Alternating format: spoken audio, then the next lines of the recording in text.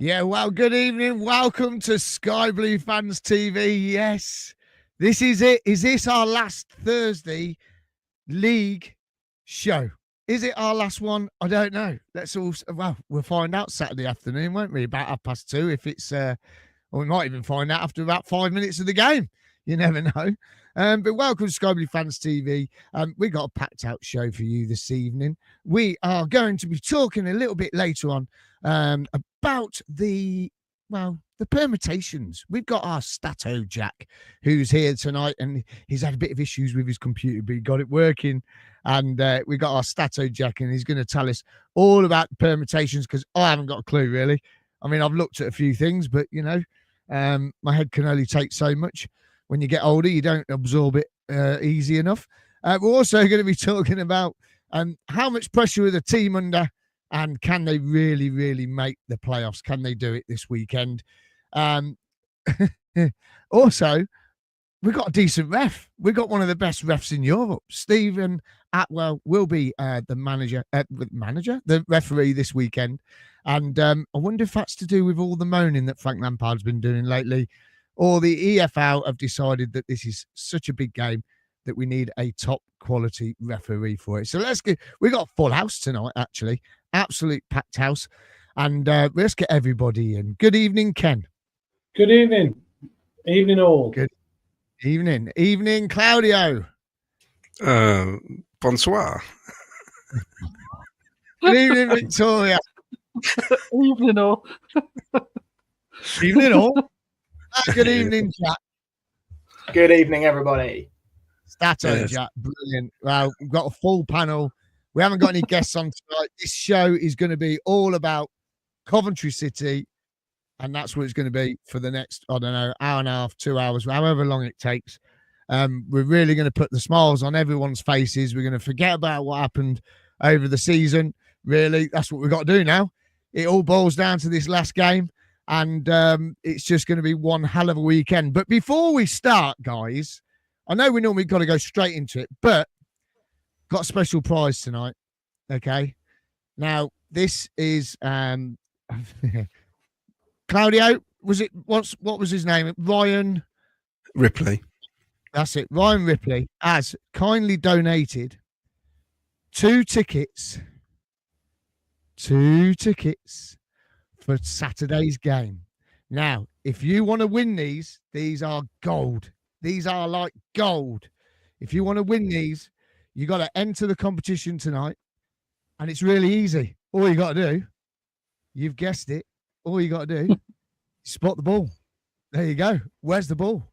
That's all you got to do tonight to win these two tickets to the game for Saturday. And I know you can't get them. They are sold out.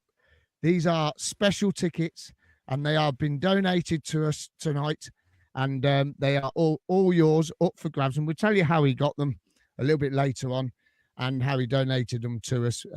We got some posters to put up to give you some advertising for him, which would be absolutely fantastic. So get your guesses in.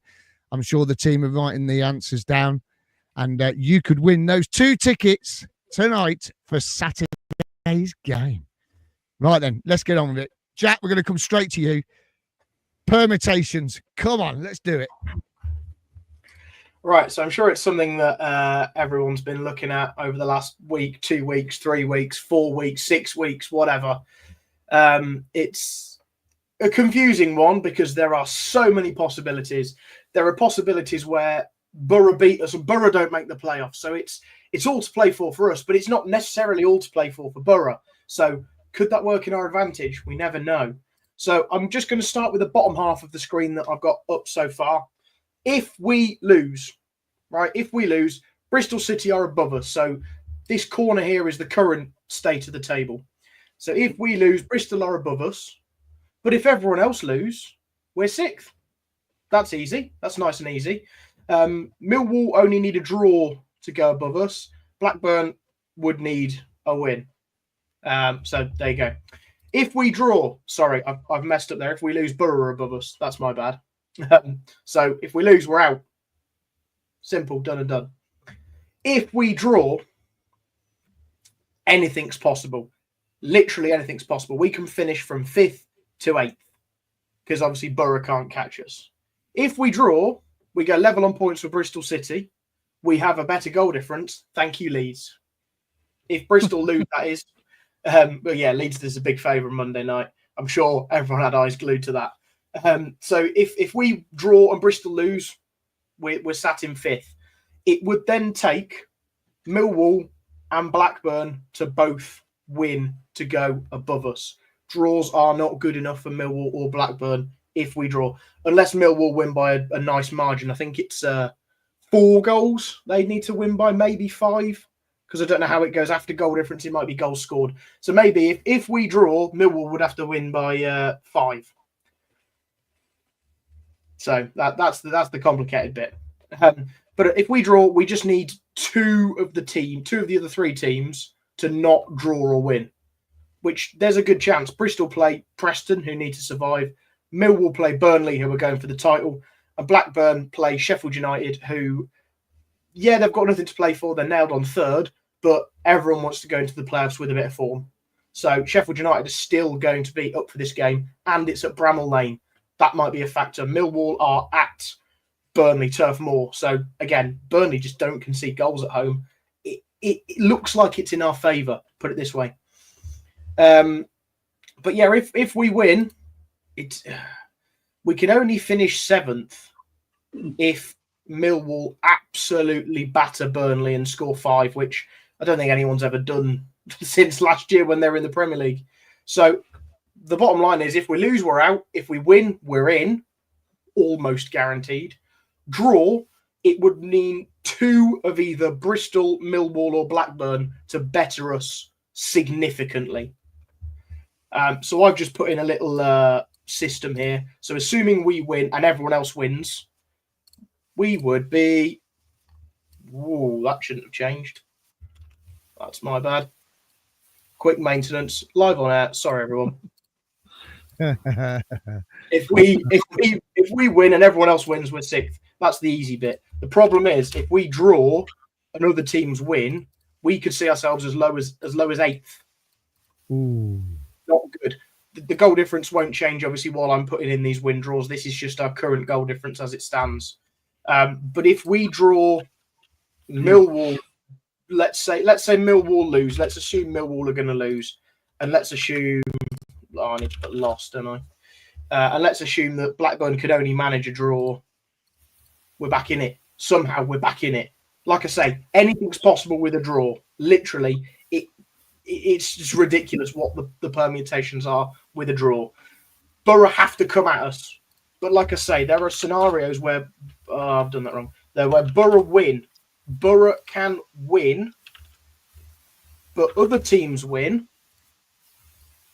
and Borough still don't make it. Borough could win and end up 8th. Yes, they'd go above us, but they might not even make the playoffs. So it's all to play for. It's all to play for us. We all know that. We have to go for it. Borough have to absolutely go for it, which could leave them open at the back. So I'll leave you with that thought that we can afford a draw, maybe. Borough can't. They may as well play with a back 2. Wow. That's unbelievable. Hey, I'll tell you what, Jack, that's fantastic. Absolutely fantastic. Brilliant job. And do you know what that deserves, don't you? You know what that deserves? One of these.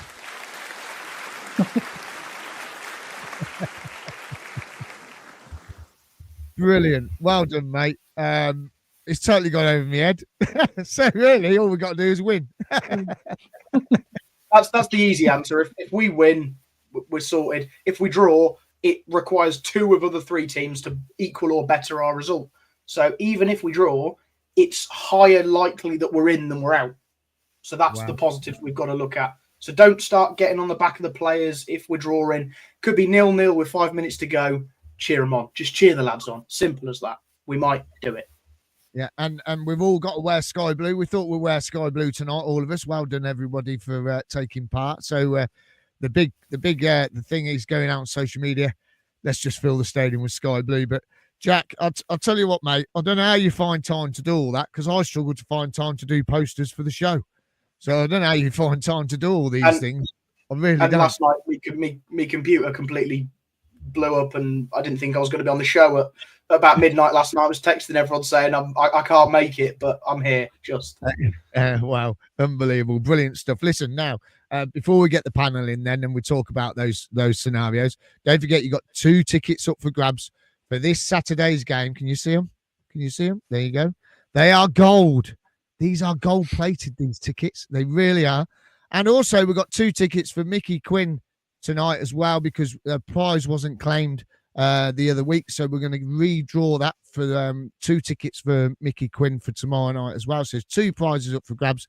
Get your guesses in, spot the ball. Where do you think the ball is? Let's get the panel's votes on this one.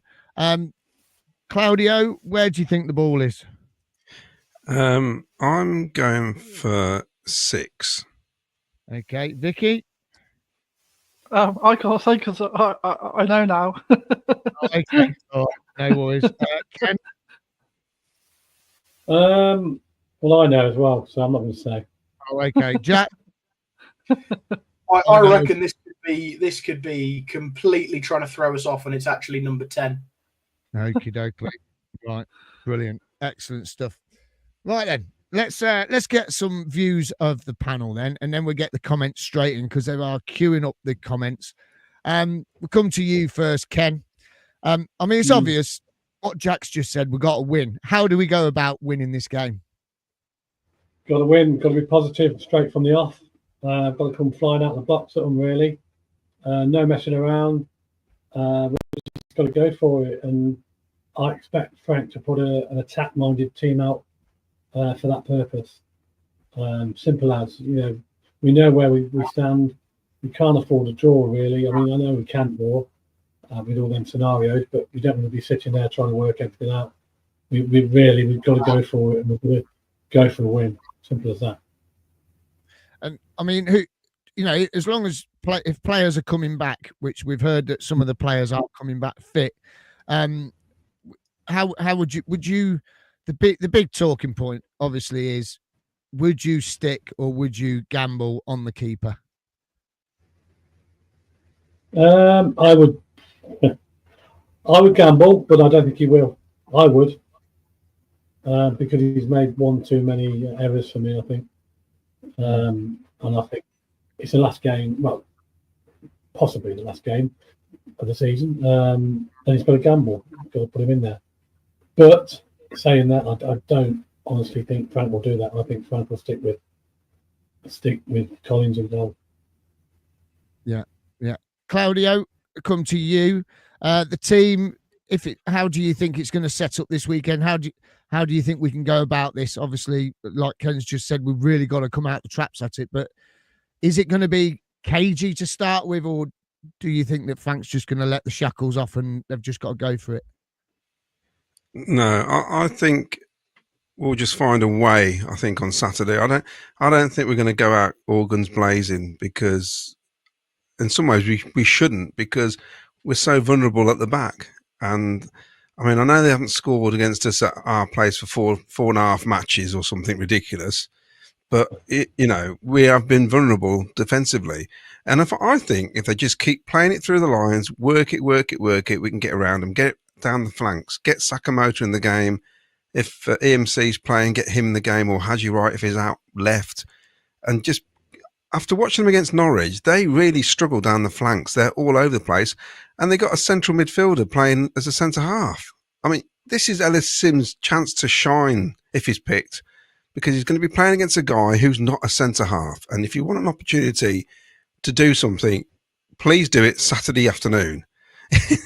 Simple as that. And as long as we keep our heads together, we'll get through this. We don't have to hammer them. We just got to make sure they don't have a shot on target, basically. And we have done it before in other games, and not get nervy, because we know we're all going to be a bit nervous at some stage, especially if the result comes through from Sheffield United after 5 minutes that Blackburn have taken the lead, and maybe Millwall have taken the lead. You know how it happens. But I think it will all work out in the end, even though I did predict we're going to miss out slightly, but a few games ago. But I look at it now, Miles, and I just reckon, it's like Jack was saying, we could all draw on Saturday. To me, that's quite plausible, all the games, actually. But I've got a feeling we're just going to sneak it. We're just going to sneak it. And it's going to be Wembley again, LA. Well, after Sunderland. We've got to finish 50th place, Sunderland. We've got to finish there. That's where we finish. Vicky, I mean, Claudio's just mentioned about your lovely Ellis Sims picture in the background there. You love him to bits. You think he's great. Do you think that, he's going to get a start? Do you think he will start him? I suppose it depends whether F1's back or not, because obviously if F1's back, he might start F1 and then put right in the middle, sort of like the Sunderland games. That's an option, but I don't know. Like some of these players are sort of near, haven't they? But whether they actually start or not on Saturday. I guess the other option is you start Sims, you put right on the left, and then if F1 can't manage a full game, you send him on after a bit and then move right into the middle later on in the game. That's an option, isn't it? Yeah, I feel for, in a way. I know that we come on here week in, week out, we talk about players' performances, but Ellis Sims, he just really hasn't set anything alight this season, has he? It's been a bit of a meh season compared with what he did last year. Where do you think it's gone wrong for him? What and why do you think it's gone wrong? Do you think? I think there's a couple of factors. I think one, he has to do a lot of selfless work that people don't really notice, so that doesn't help. Like he does a lot of stuff that doesn't help his personal stats, but it's for the benefit of the team. He's clearly a confidence player. I think that he had that run before while White was injured, where he played regularly, got a couple of goals. Unfortunately, then sort of came out again for White to come in, and it just. It's one of those frustrating things, isn't it? It feels like he's one of those strikers that, unless he's playing regularly, he's not a player that does well coming in and out of a team, which isn't ideal.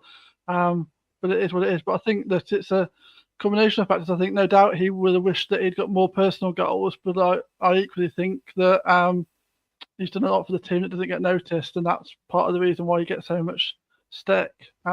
Personally, that's but obviously that's a big debate on the forums, and so I know that not everyone will agree with that.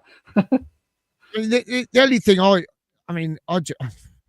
keep saying it, is it because they've just had a newborn baby? These things can affect your life. It can affect the way you are in yourselves, having a newborn baby in the house. Maybe that's played a lot of part in it this year for him. You just don't know. Maybe he might feel a bit unsettled.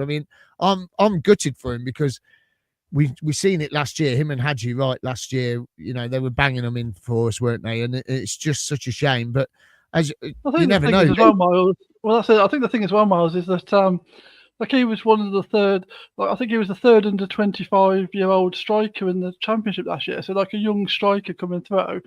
For whatever reason, that didn't really ever get anybody excited. Not anybody, but there was still a lot of doubters for him, despite the fact that was a decent season. I think clearly he's the sort of striker that thrives on chances in the box, and we don't. I think I said in December when we were talking about do we keep him or do we let him go, and I said the trouble is I don't think we play to his goal scoring attributes. We ask him to do a lot of work that helps the team but doesn't suit his goal scoring attributes, and so I said that if I was him I would be tempted to leave because he gets a lot of stick but we don't play to his strengths from a goal scoring perspective. I don't think so. I think that's probably something for him to think about in the summer, isn't it, whether he wants to stay around and do that or not. But yeah, that's my little preach on it. Listen, it's brilliant. Dick, it's brilliant, and that's why I've asked you the question. Because you like him, you see what he can do. We as fans, we have seen what he can do, and you might be right. It might be that we're not playing to his strongest attributes. I think we did it with Johnson Clark Harris, didn't we? When we had him, we brought him in and we weren't really playing to his strengths, were we? And then he goes off to Peterborough and he's banging goals in left, right and centre because of their style of play. So maybe it is our style of play and that we have got to find a way of getting him in the game. Maybe we thought that he was going to be the next Victor Gyökeres, because of the size of him and the way he is. We thought maybe he was the sort of player to pick up the ball, run with it, take on defenders like Victor did. Cut into the box and have a shot, and it really hasn't worked for him, has it? Really, in that way, and it's such a shame because You know, he's a big lad. He's young, and we keep forgetting it. He's still young. He's still, you know, as you say, he was in the top 5 for under 23s last season for goals. So he's still a young lad, and he's still learning his game. And maybe he can learn a bit more from Frank. Jack, we'll come to you, and then we'll get to some comments, because there's absolutely loads of comments coming in. Before we do, though, Jack, can everyone give us a thumbs up on YouTube as well? We've only got 5, and there's over 200 people watching in YouTube. So if you can give us a thumbs up, and don't forget, it's free to subscribe as well. And if you want to do that, please do. It would really support the channel. Jack, this Saturday, how do you see this going? I see us winning, if I'm honest. I think the Frank has just instilled something in us that we don't lose at home. We've lost 2 games to Leeds and Burnley, who both went top of the league on those respective games. Both of those have ran away with the league. They're both promoted. They both could get 100 points. So I see losing to both of them. Let's forget the circumstances in the Burnley game. Losing to both of them is no issue. Most teams in this league have lost to those 2 teams. So let's not worry about them. The remaining games, the other 12, I think it is, we've been unbelievable. We've only drawn 2 at home, maybe 1 at home under Frank Lampard. I think it's 2. Cardiff and Millwall. Oh, yeah, and won the rest.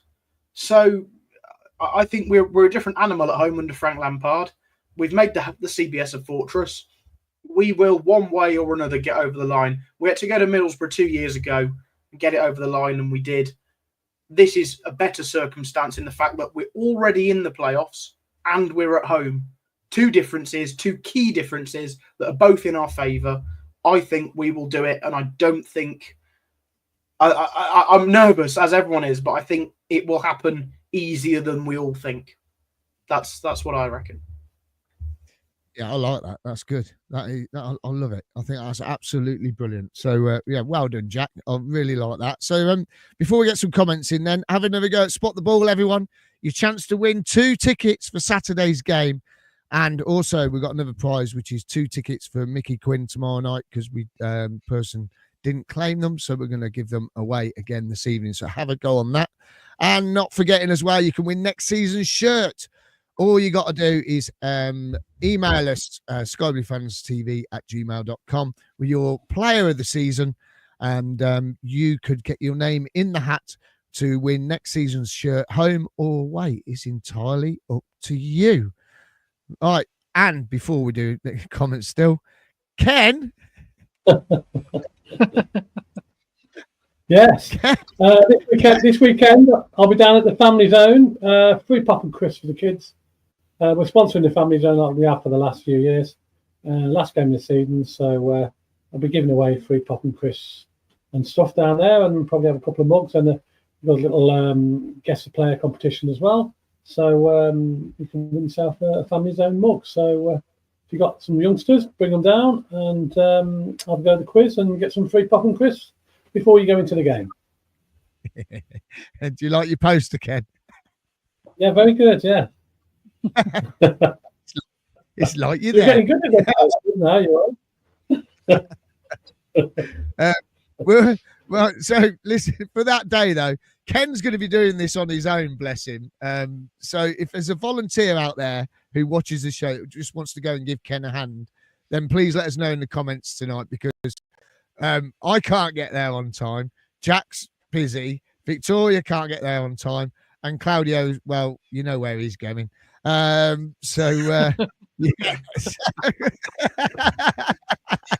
Right, come on, shut up. Just forget it, Mike. Just get on with the comments. Right, get on with the comments. Come on. It's not my fault. I said to Luke, just keep that leg brace on till the end of the season. Right, Assassin's Unite. 34 comments. Come on, get them up on the screen tonight. I'm trying to. You keep interrupting. Put them up on the screen. Right. There's so many to put up on the screen, though. Hi, folks. Assassins Unite. Hope we're all well. Let's the Sky Blue Wall commence on Saturday with tops, shorts, pants, socks, flags, wigs, balloons, anything else Sky Blue you can wear. We must be the 12th man. I'm going to go Assassins Unite 3-1. That's what he reckons. Paul Stratton says, We need at least 2 or 3 goals on Saturday to compensate for goalkeeping errors. Glenn from the Sky Blue Hub. We are fine. It's going to be one big party post-match on Saturday.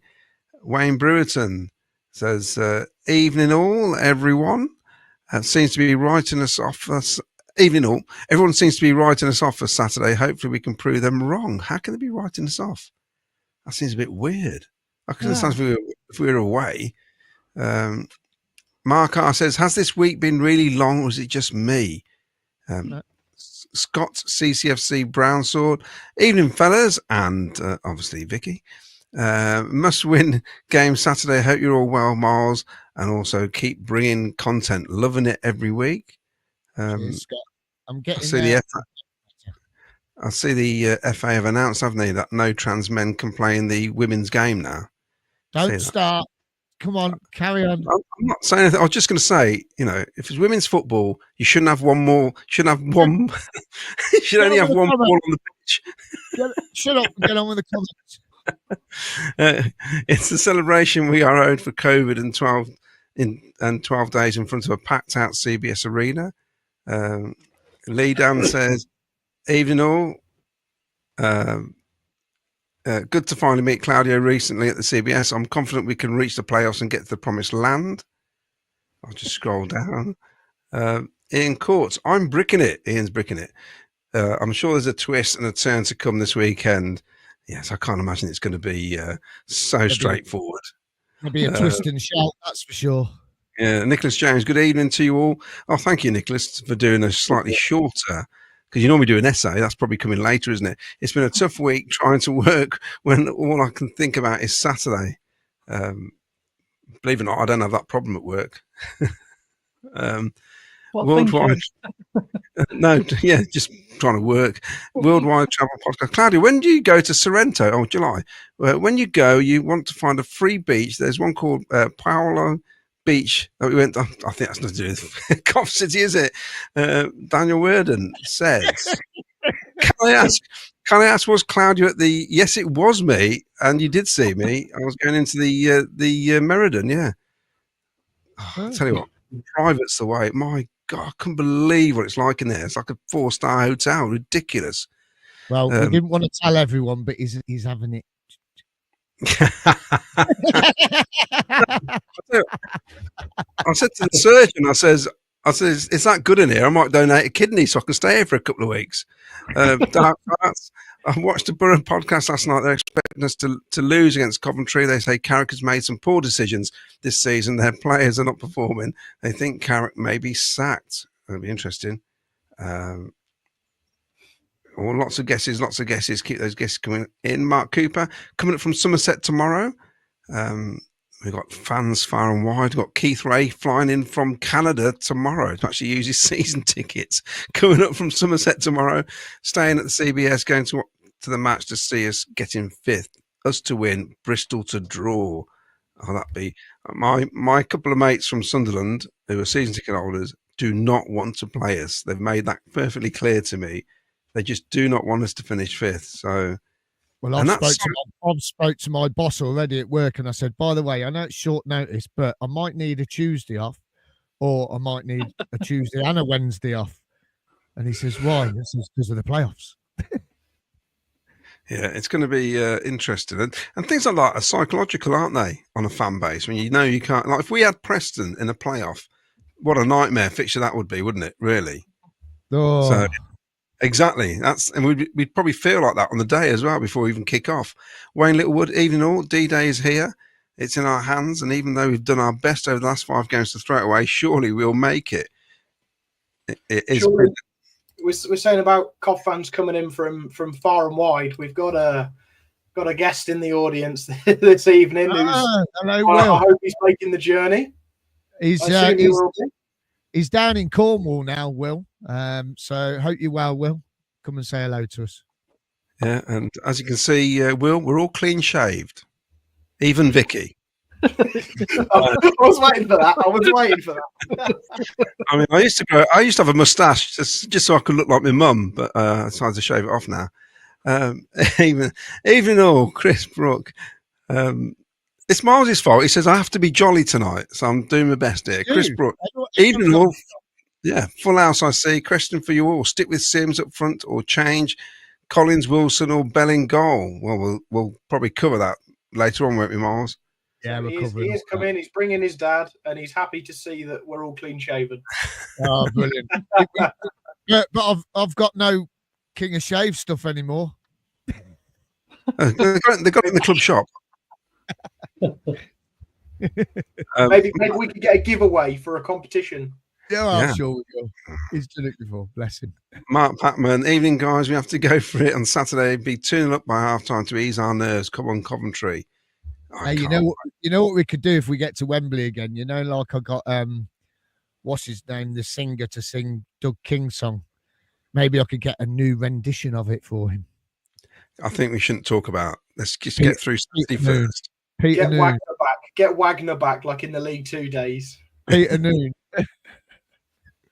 Nation Radio, Coventry says, evening all. I put young Tony looks there. Gave Stuart Atwell a yellow in. That's great. Evening all. I gave Stuart Atwell a yellow in 2002 when he played for Attleborough Youth. His dad was Martin, who ran the Neaton Sunday League. I know, it's great, isn't it? I mean, he actually lives in the borough where the ground is. I mean, you know, come on. He's a Luton fan, isn't he? So he owes us two. He's a nice guy. I would say he's a nice guy. He's been to our referees meetings a few times. We'll see if he's a nice guy on Saturday. Well, he's a nice guy personally. What he's going to be like on the pitch, you know, tomorrow or Saturday, I don't know. I think Miles said it. We've all been chatting about it. It's definitely because they realise it's such a massive fixture, and it's the main event. They're going to give you a big referee, aren't they? And he was on VAR when we played Wolves, which probably explains why he decided that wasn't a handball by Ellis Sims for that goal. Yeah. You know what I mean? Well, it was off his shoulder, wasn't it? But, you know, it could have been given.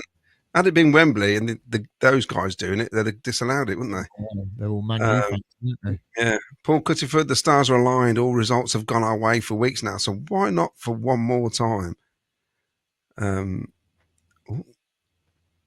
Lots of Rodoni, player of the season. Don't know which number that is and missed the beginning. Oh, right. Okay. Can you email your answer for player of the season, please? We can't make notes as it comes in on here. So if you could email it, that would be fantastic, please. Yeah, skybluefans@gmail.com, and you can get your chance to win a shirt. Yeah. Paul Johnson, hi Miles, Paul here. I sit behind you. Sorry? Who? What? Paul Johnson. Oh, hello, Paul. Hi Miles, Paul here. I sit behind you with Adam. I emailed the club about taking my Wembley flag to the game. I was told there would be no problem taking it in, so anybody who wants to can. I think they should relax what you wear in corporate for Saturday. So I've got 4 here, one over there. I've got about 6 of these to take with me. I don't know where I'm going to put them. Oh, I'll tell you what. I've got a suggestion. Glenn Watkins says, I think it's 5th v 6th place in playoff final. Cov v who? Oh yeah, so he's going to be. It could be us in Bristol City, I reckon. Then I fancy that. Well, whoever it's going to be, they could all be wearing red. That's true. So we're going to wear sky blue in the final. No, there is. Hold on, there is a very slim scenario that both us and Millwall make 5th and 6th and could get each other in the playoffs. We still could wear sky blue if that's the case, and they could wear their home kit, or they might be the away side, so they might have to wear the away. But there is a chance we get Millwall and we're the away side. We might have to wear black, let's hope. Not white. Yeah. Not white. Not white. No way. No one's going if we're wearing white. No. I'd turn the bus around personally, I reckon. Nicholas James. That's better, Nicholas. Back on form. I'm not concerned myself with any other permutations other than the fact we are winning, which means we are in the playoffs. The only extra plus would be Bristol not winning, so we play Sunderland as we finish 5th. We will do this together. Frank and our boys will not let us down. It'd be great to get an early goal, get in front, and then you can kind of concentrate on the game as well. Because what will happen is a lot of fans will be looking at the phones and getting a bit edgy, and probably not cheering and not singing. You know what I mean? It gets a bit like that sometimes, doesn't it? We've Well, also, I mean, Ken will just have his videoing. Ken will just be videoing, so he'll be fine. get a good start, and then we can settle down, can't we? and also, last day scenarios, we are very, very good. 9 times in the top flight. We won on the last. We've got through it somehow. Even when we didn't even win, we managed to stay in the division. We've also at League 2, we had to get something. Obviously, in the Championship last time, we had to get something. Even when we played in 1920 season, our very first season, okay, we had to bribe Bury, but we did actually win the last game of the season, so that counts as well, doesn't it? Glad you remembered that. And there's the first game. Yes. And I can name a few more. So as a club, we are very good at getting over the line when we have to on the last day. So that's why I'm quite And confident. I know I wasn't born, but didn't us and Bristol City have a nice little agreement back in the 70s? Well, yeah, kind of. That upset Sunderland fans, that did. Well, we could have a nice agreement again that we win and we go 5th and we can play Sunderland. That would be nice. Yeah. If you're listening, Bristol City, just get a draw. Chris Brooks says, for the home leg on the Friday, we could all wear Jimmy Hill masks.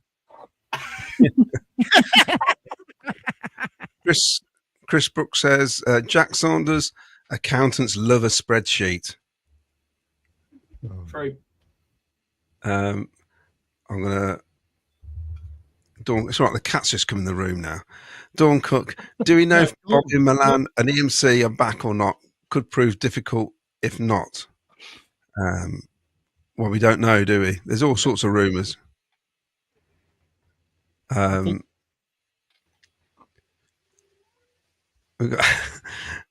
got Nicholas James. We'll make it noisy and relentless, and I also think our strikers will show up for the big game. It should be an unspoken thing that we just get behind those 11 lads in sky blue. I also think this is a game for Pato to be involved in earlier than the 80th minute. Mark Lights, win only, draw, then that's not in our hands. Change the keeper. Graham Cockrell, the one player would drop his Sims and put it. I'm not sure what he means by that. Anybody want to interpret that at all? It's a batch. Jamie Patterson. Patterson. One player would drop his Sims and put it in a batch. Graham, it'd be easier to Patterson, wouldn't it? You see, it shows he didn't watch the show, doesn't it? When we were down in Plymouth, doesn't it? Because he's not called Jamie Patterson on this show. His name is. He calls it a batch. Yeah. Mark Patman, I hope we do play a tap-minded lineup by playing 3-5-2. Have to gamble, says Wayne Littlewood. Collins has Poppatom hands and the IQ of a Subutio keeper. Yeah, but the Subutio keeper, it's who's in control of him, isn't it? You can't blame the keeper. He's just a plastic figure, Wayne. Come on. Yeah. Markar, Carrot lines his team up in the same way as Frank, except their 2 wide attackers aren't as wide as ours. Maybe we should try 5 at the back to throw them. We won't. I don't think he'll change it. He won't change it. He likes his 4-3-3. I'll be amazed if he changes the formation. Sonny Jags, it's a big game. I think it's too late to drop Collins in goal at this stage of the season, as Wilson has not had enough game time for such a big game. Leicestershire Sky Blue reckons Borough are not scoring. Paul Stratton, 4-3-3. Out of the blocks firing, high press, not sit as deep as the last 2 games. Hadji 9 against 35-year-old centre half Housen. Yeah, come on. Got to do it. He looked dreadful against Sargent Sargent though, isn't it? I suppose you can make most defenders look dreadful when he's on fire. Dark farts, Borough bricking it. They've already accepted their season is over. They're expecting a goal fest and a big loss. Mark R, we have to up our tempo. It has to be a snappy and sharp like West Bromwich Albion, not plodding as Plymouth. First 10 minutes at Luton. I've read quite a few from Nicholas James, so I'm going to read others, I think. Back on track. Any decision on taking the Wembley flags into CBS? You can take flags in. Take flags. Absolutely. Yeah. And take any flagging. I'm taking that big Italian one in. I have a feeling Ellis is going to score Saturday and get his confidence up for the playoff game, says Nicholas Jones. Oh, he's got another one in there. Andrew, I hope Norman Bissett plays because I think he's our best striker. He's injured. Yeah, well, based on what though? Day Sports. It says, Vicky, I agree with a lot of what you say, but I feel you're gaslighting the rest of us by saying we don't notice the work Sims does. We're not stupid. Ooh, that's fighting talk there, Nick. Oh. Right to reply, Vicky. Oh no, because I mean, no, I'm not saying anyone's stupid. We just disagree, don't we? Everyone's got an opinion, and people see different things. I mean, you go to games and you watch a game, and two people, like I was stood next to somebody at Luton, and something happens, and two people have the conversation. They've seen something entirely different. So it's not saying anyone's stupid. It's not saying anyone's right or wrong. It's just that we all see things differently. And personally, I think a lot of the work that Sims does goes unnoticed. And I put a post on Facebook the week saying, I think the people who've decided they don't like him, it doesn't really matter what he does now, because it's almost become like a situation where there's confirmation bias. If he does something wrong in a game, it just confirms that he's not a good player. And I don't think once you've got into that sort of mindset, I think it's quite hard to get out of it. So I mean, that's it. But we're all just going to be armed, and we can all just support the team and just have different views on what we see, the players and things like that, can't we? Well, it proves that everyone has a different view on things, because the ref watch this week on Sky, they had I can't remember his name. He used to play for us. Dermot Gallagher. No. Stephen Warnock. Stephen Warnock, that was the one. He said it. He didn't think it was a red. The referee, he thought it was a red, and then the young lady, that goes out my head. She said she didn't think it's fair that it's a red. So we've all got different opinions. My biggest gripe with Sims, and I say this week in, week out, he can't bloody jump. He can't jump. For a big lad, he can't jump, and that's the biggest worry for me. I mean, he gave a handball away at Luton. He went to head it, and he handballed it. I don't know how you could do that, but he'll come good Saturday, Vicky. I know he will. Mark Rainbow says, question for the panel. If Milan is only 75% fit, do you gamble and play him from the start? Yes. Yes. Yeah. I'd play him at 25% fit, to be honest. Yeah. At least you get 25 minutes out of him. The only one sort of caveat on that is what if it's something that then gets worse and it keeps him out of all the playoff, semi-final and final? But would you rather risk him and make the playoffs and then he's out for the playoffs, or not risk him and we miss on the playoffs? Well, that's the trouble, isn't it? If he can play and get us over the line onto the playoffs, I'm happy. Yeah. Wayne Littlewood, obviously a fan of Sims, as we know. We talked about Sims having a great season last year. I think he only got 12 league goals. It's not exactly amazing. Forget the cup. His league tally is poor return on investment. There's a player there, just sadly not for us, which is kind of the point Vicky was kind of making. If Sims shaved, he'd turn into Dembele, in my personal opinion. I'll tell you what, he'd really test your razors, wouldn't he? With that lot, he's got you need I don't know, some proper garden equipment to get that off. You need a John Deere to sort that out. Yeah. Dark Fart. Sims not getting the service from other players. Sims will leave for another club, then he'll bang in 20 goals for them. Who knows? Lee Lishman, everyone thinks we will win. Hope they're right. Cov are unpredictable over the years. I've seen us lose to sides we should beat, vice versa. We've got a good record, but same as Sunderland, it will come too. I mean, since the last 23 games, then Bristol City, I think at home, have won 9, drawn 1, lost 1. We've won 8. Drawn 1, lost 2. Those two records are better than Burnley and Leeds United in the last 23 matches. So it just shows you our failings have been away from home. We've not picked up enough points at the teams near the bottom. basically. But at home, we are solid. We are, and Middlesbrough have been struggling away from home, so it's there, isn't it? Well, we know what's going to happen here. Then now you've said that. But every week you say that, and teams come to us and they start banging goals in. If you're a player for Saturday, you don't need anybody to tell you what to do. You know you've got to go out there and win. It's as simple as that. I'm not saying simple as that, but you know it's in our stadium, all to play for. Top 6 deck. Ray Carolon, we don't play between the lines fast enough. I'd also like to see us getting into the box quicker. Also, I'd thought the way Frank could shoot would be having more shots more often. Sorry, Claudio. Can I just jump in on the previous statement? You said we're terrible away from home against poor sides. I've got another little graphic. This wasn't planned. Oh, go on then. But we've got the team we played, home and away results. And again, the team we played home and away against the bottom half of the table. This is the interesting thing. Home, we've won, 9 out of 12? Away, we've won 1 out of 12. There you go. As simple as that. You can forget the top 3 teams in all competitions. That's good. That segment's pretty good. Win against West Brom, loss against them, that's fine.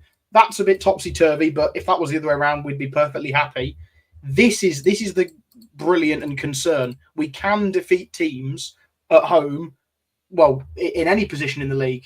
You know, Middlesbrough's the gap. I think we'll win. Simple as that. That's what I'm talking about. Away from home, we are awful. Absolutely awful. Keep that up, because also, when you look at that, we won at Oxford because of a dodgy goalkeeping error. We won at Sheffield Wednesday because of a dodgy goalkeeping error. And we won at Swansea because Thomas Asante did something we thought he couldn't do. So we haven't been great at all, really, away from home this season. And that's what we have to improve on, whatever division we're in next season. But then you look at it, and you go, right, there's definitely one game stands out there where the 3 points we would have needed is the derby, 2 defeats. Yes. If you'd won the one at home or won the one away, we're safely in the playoffs. Can I add though, all 6 away victories? Oh, sorry, with the exception of Middlesbrough, 5 out of 6 away victories have been under Frank Lampard. This was the only away victory we had under Mark Robbins, and they had a man sent off in about 20 minutes. Yeah, and Middlesbrough dominated the game, even though we won 3-0. It was a bizarre game, wasn't it? Well, it was two quite late goals, wasn't it? Yeah, but they were in control of the game. They had chances to equalise several times in that game. We weren't great, so that's. But this is what I'm saying. The home form is easily good enough to win the game. Forgetting the top 2, we've had 4 losses at home, which is fine. It's okay. You know, it's not winning the league form, but it's perfectly good enough to get into the playoffs. It is literally, it's all of this. Not beating Cardiff twice, like Miles said about Derby twice. Mm-hmm. We were all there the other week. Let's not bring that up. That was somehow not the win. Chat, you're bringing the mood down now. Stop. Trying to lift ourselves up.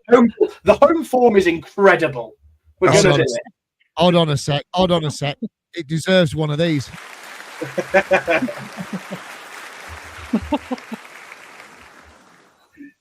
There you go. But I think it's something we probably realised. And when you see it in, I'll say black and white, but in pretty colours, you realise even more, don't you? Yeah. Claudio, can I just get spot the ball up again? Because we've got 2 tickets to give away for Saturday's game. So get your guesses in. You can have a guess, see where the ball is. It was last week against Luton. You get the guesses in. You can win 2 tickets. These are gold-plated, these tickets. You can't get these anywhere. So get your guesses in. Have a little go there. Here are the tickets. They are in my hand, so you know we're not faking it. And you can win these 2 tickets. But also, we've got 2 tickets to give away as well for Micky Quinn night tomorrow night, which I'm very excited about. And you can still buy your tickets. We'll get onto that very, very shortly. Right, carry on, Claudio. Sorry, mate. Finn says, I'll get this up, shall I? We have to go at Borough from the off, close them down and go direct like we did against Sunderland. No way should we play like against Luton. We need the win. It's in our hands. James Hawker. I find the lack of support for Collins and Sims really upsetting. The fans of this club constantly feel they are owed everything when they don't actually support all the players. What do you guys think about these reels that they put on TikTok and YouTube, just highlighting all the mistakes? Because, I don't know. At the end of the season, maybe, but to do it when there's a massive game coming up seems counterproductive, surely. Don't you guys think? I can't say I've seen anything this week, to be honest. I've sort of trying to keep away from a lot of it this week, trying to keep out of the way of anything that's sort of like that, because the other week upset me a little bit, and I think I upset a few viewers about it because I said about that, I didn't want certain things saying because it was just disgusting, some of the things. So if there has been things going on, I don't agree with it, to be honest. Ken? No, I don't agree with it at all. But you're going to get that in this day and age. Social media is big, isn't it? And unfortunately, I think Frank will probably tell the players to stay off social media and don't take any notice of any nonsense that's on there. And they'll probably tell that. They all know that anyway, I think. We see it, but there's not a lot we can do about it. Unfortunately, you get some idiotic comments and stuff which does nobody any good at all. So what's the point of putting it up, really? I think they're just trying to get a reaction off people. So, but yeah, hopefully it'll be more positive now. And then it should all be positive going into the big game. We should be all behind whatever team Frank picks. We should be backing him no matter what. Peter Stevenson, let's make the CBS an absolute cauldron on Saturday. We need to be loud all the way through the match. Where are we now? Lee Lishman. It's a nice long one. Cov favourites, but I know Cov from old. They can be unpredictable. Did I read that already?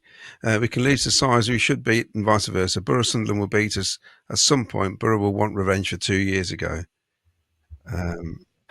I think. Well, I know we did say if we manage to beat Preston, it will happen. So and you never Swansea know. Away. And Swansea away, yeah. So yeah, I'm a bit nervous because I said if you get promoted, I'll do the show in my pants, didn't I? Peter Doolan, good evening. I'm all feeling a bit nervous about Saturday. We're also excited about being in the playoffs and playing whoever it is. Great shows, normal guys. Keep up the good work. Steve Price says, Claudia will be on the prawn sandwiches and Ken on jam sandwiches, jelly and ice cream. And I'll tell you what, that's tempting, that is. Are we expecting good weather as well Saturday? It's still going to be deep. Heat wave, heat wave this weekend. So happy days.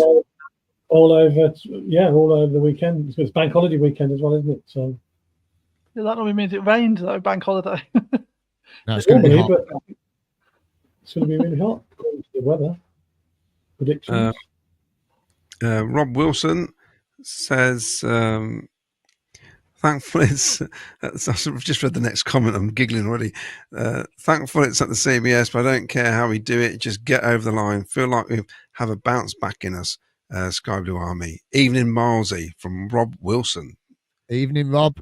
That's my cousin. So lives in Wales. Wayne Little says, I hear Cloudy was at the Meriden for his change to join the women's football team. Oh, God. Oh, dear. Raymond Oliver, I've seen on the Coventry City website that the season ticket holders need to hold on to them. It's a good job that Brad Collins doesn't have to have one then, honestly. I mean, it was a massive boo-boo. We know that.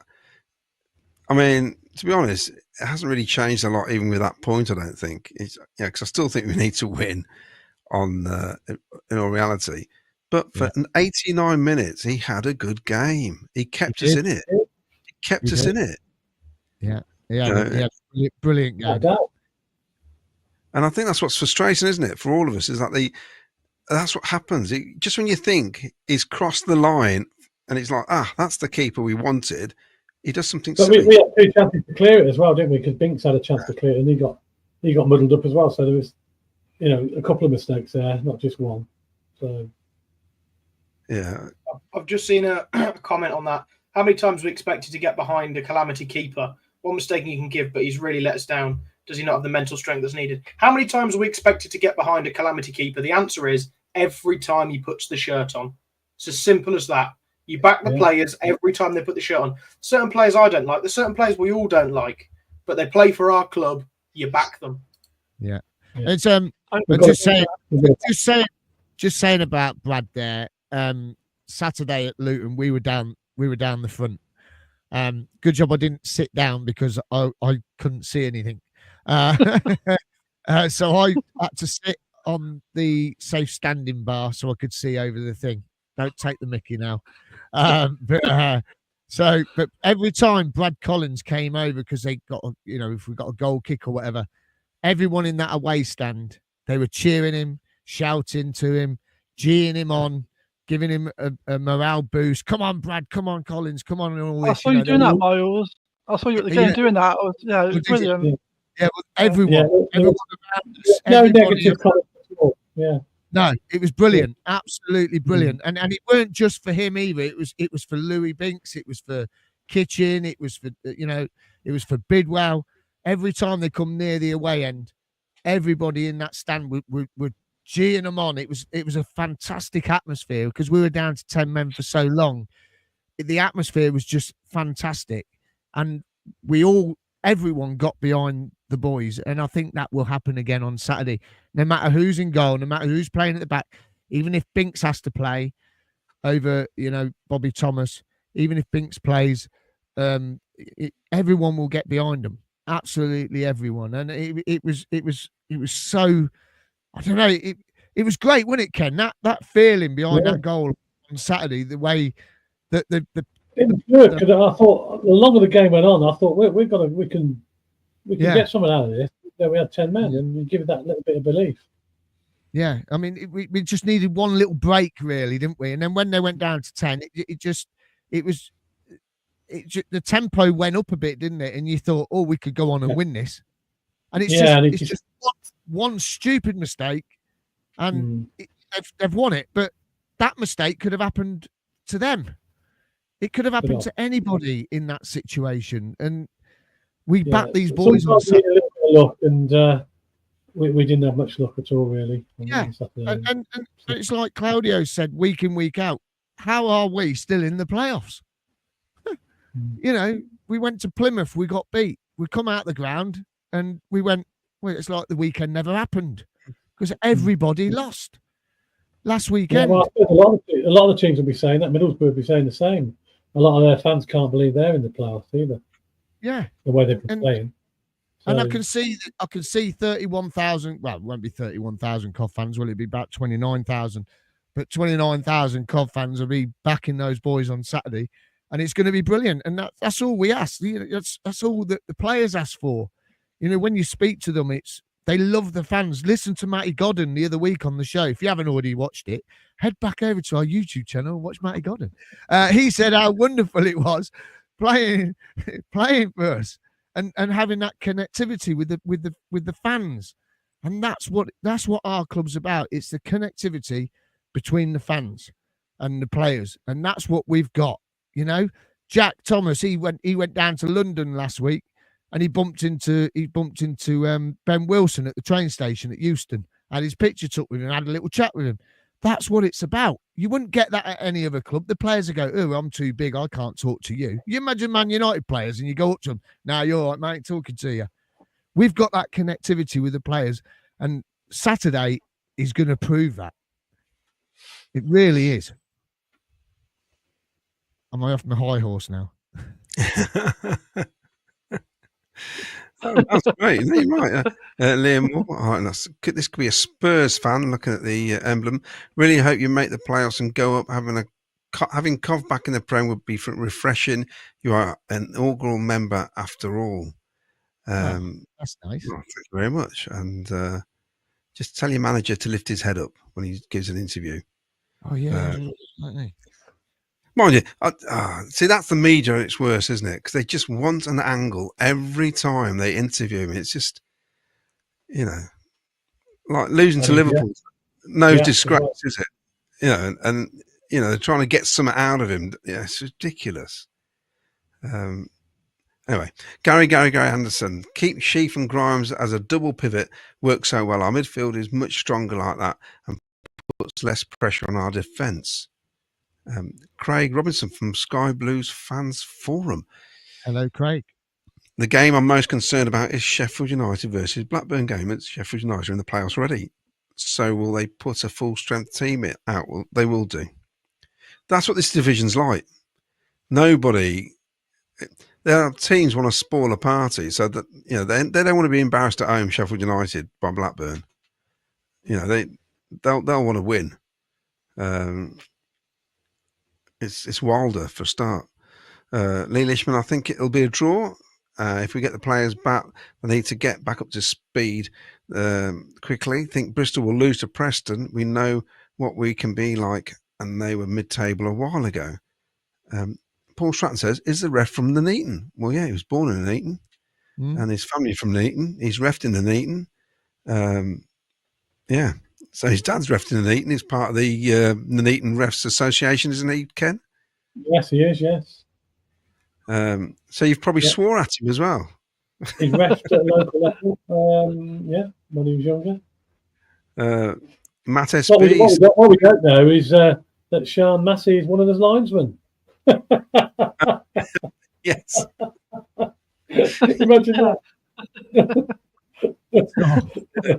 Just get Doug King on the line as well. Get Doug doing the line. Good evening, Matt. Can we ask Matt? Matt, would you like to come on one night, please? We'd love to get you on and have a chat with us all.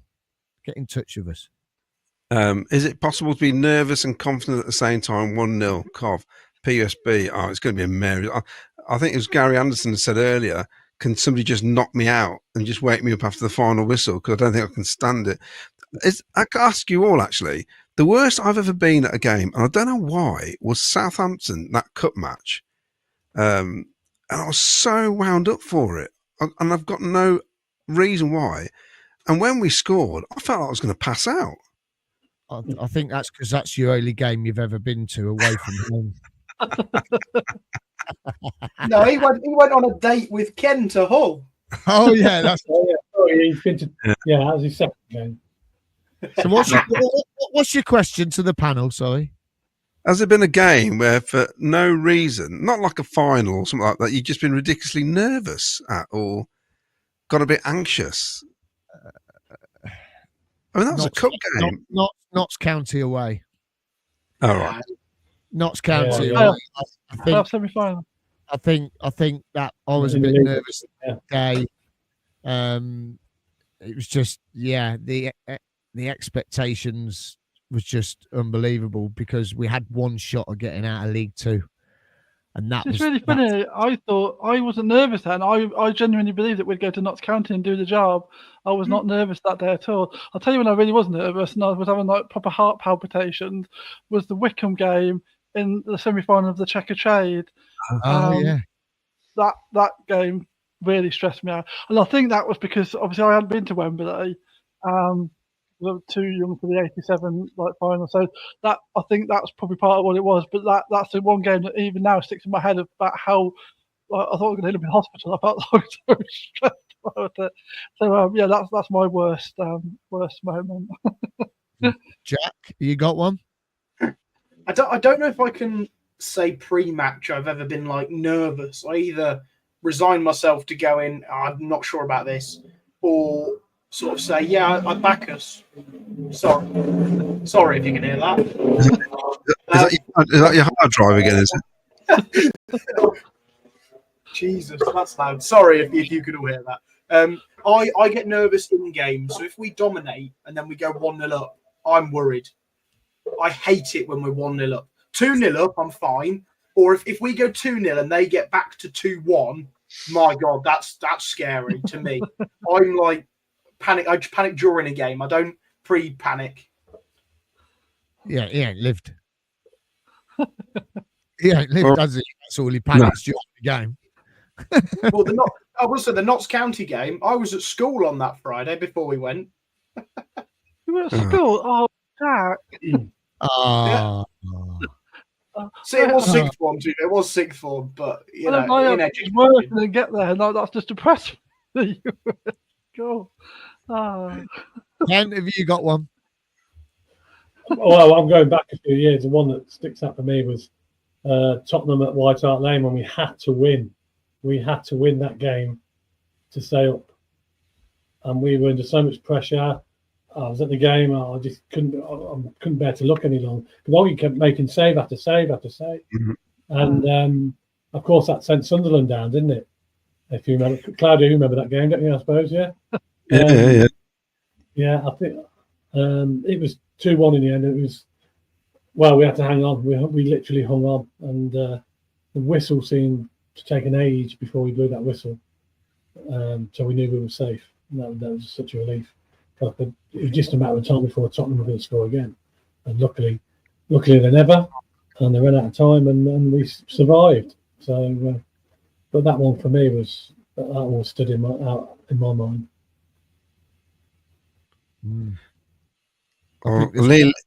There's one game that I felt sick. That was last season against Man United when we were 3-1 down, and then we pulled it back to 3-2. I've felt sick. I really did. I thought, oh my God, we were 3-0 down, and it's now 3-2. Can this really happen? And I was stood next to Will, Amy, Shannon, Mark, and I literally, I thought I was going to throw up. I felt that, overwhelmed by it all. It was just ridiculous, and that was just 3-2. So imagine what I felt like when it went to 3-all. And also that game, Miles, at Middlesbrough. Remember in the league when we get into the playoffs? You sat down, didn't you? Yeah. I had to sit down. I couldn't watch. That was the playoffs, wasn't it? I couldn't watch. Results were coming in. Similar sort of situation.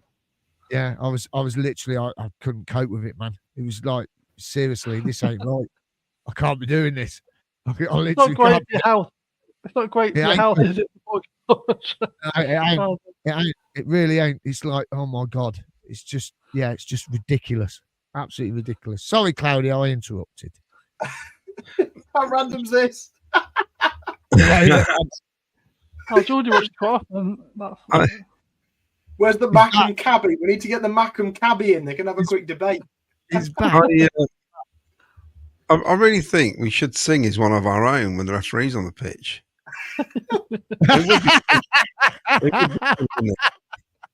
He calls it a batch. Yeah, he calls it a batch, yeah.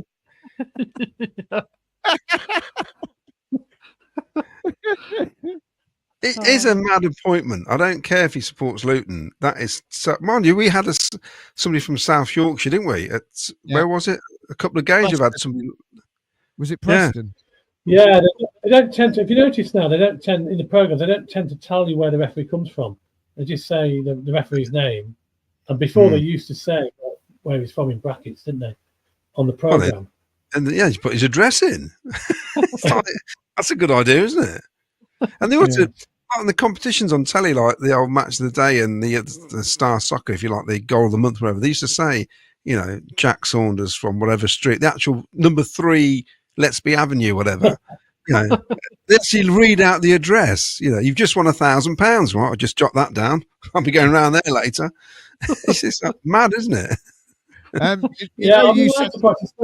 First game he's refereed club for a long, long time. I don't think. Can't remember the last time he refereed Coventry City. It's a Who's long time. That's Stuart. He hasn't. It's first time.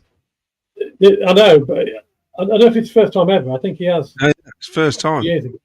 Ever. Oh. Yeah. Apparently. It's a massive statement to have a ref like that refereeing this game. It shows how big this game is and how much is riding on it. I just want to bring this up. Will's counteracted you, Claudio. top 6 deck. That's right. We are at the minute.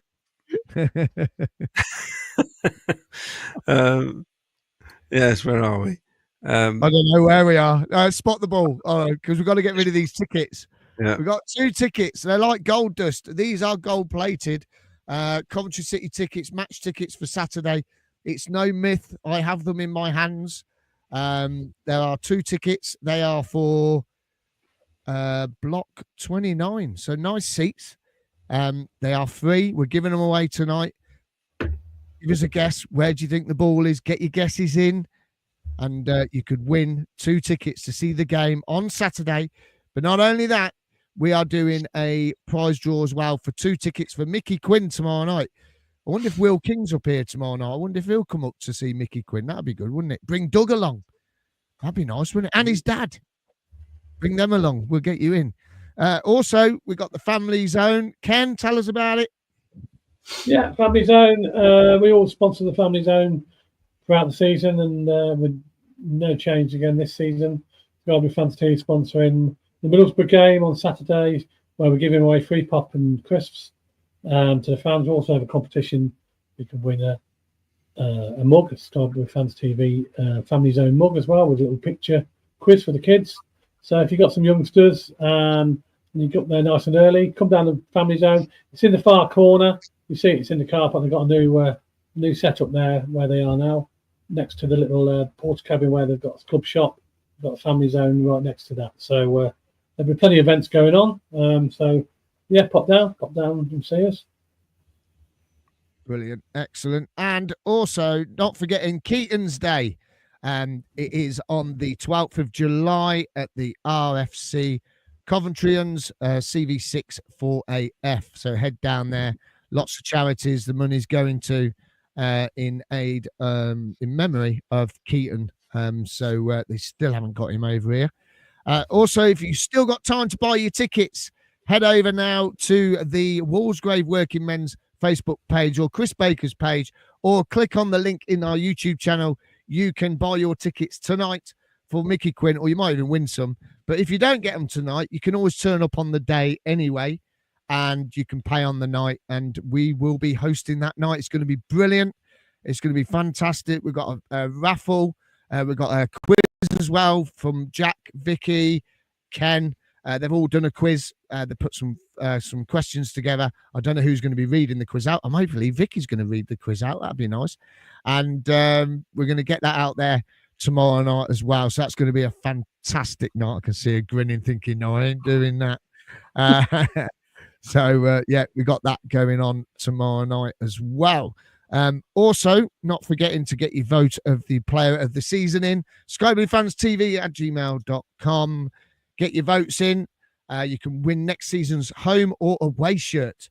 So it's email only, this one. Please don't put it in the comments because we can't keep track of everybody. So if you can email it in, we're going through it. We're making a spreadsheet, and then we're going to put it on the spinning wheel. And at the end of the season, we're going to spin it, and you can get a chance to win the home shirt. Now, Claudio, Ryan, who donated the tickets to us, he has sent us this tonight. He won these tickets last year at Solihull Moors FC fundraiser event, and he won these tickets, and he's kindly donated them to us because he's a season ticket holder. And they've got a new event coming on Saturday, the 17th of May. You can head along. They've got tournaments and everything going on there. It's a fun day out for all. It's free. And it's down at the Solihull Moors football ground, the Armco Arena, B91 2PP. So thank you very much to Ryan there for donating the tickets. And they've got Razor Ruddock as well. He will be going down there as well. So you can head over to that. That starts, that's the 17th of May again at 7 p.m. That'd be a good night, wouldn't it? Razor Ruddock. That'd be brilliant. Right, there we go. That's the housekeeping done. Right, carry on then, Claudio. Let's get these comments. We're not going to get onto all our subjects tonight. Let's just do comments. It's great. Chris Foster says, toss a coin between Brad Collins and Gemma Collins. I In fairness, if you tossed up a Big Mac, I know which one's going to get to it first. Chris Hornsby will be watching at home. I'm a bad omen when I go to games. Will King says, what does Will say?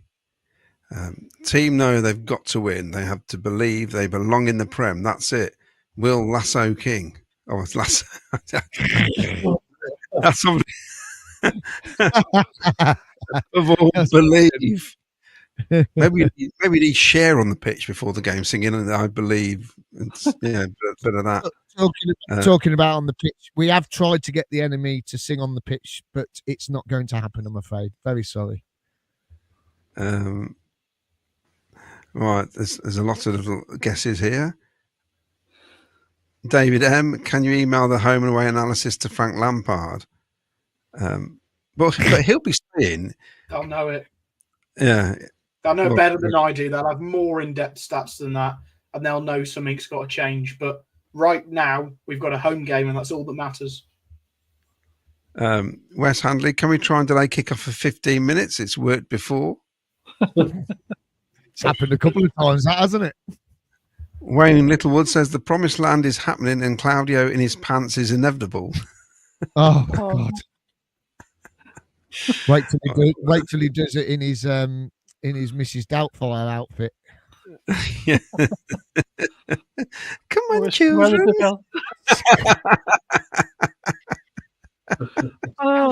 Old catcher from bloody City Bang Bang. Yeah, maybe I could dress up as the child catcher and help Ken with the kids fan zone thing. That'd be quite funny, wouldn't it? Right, have a banner. Chill out. Right, let's get rid of it. Go away. Right, he's gone. Sod him. He can come back when he's dressed as an elephant and do his elephant impression. Yeah, he can. No,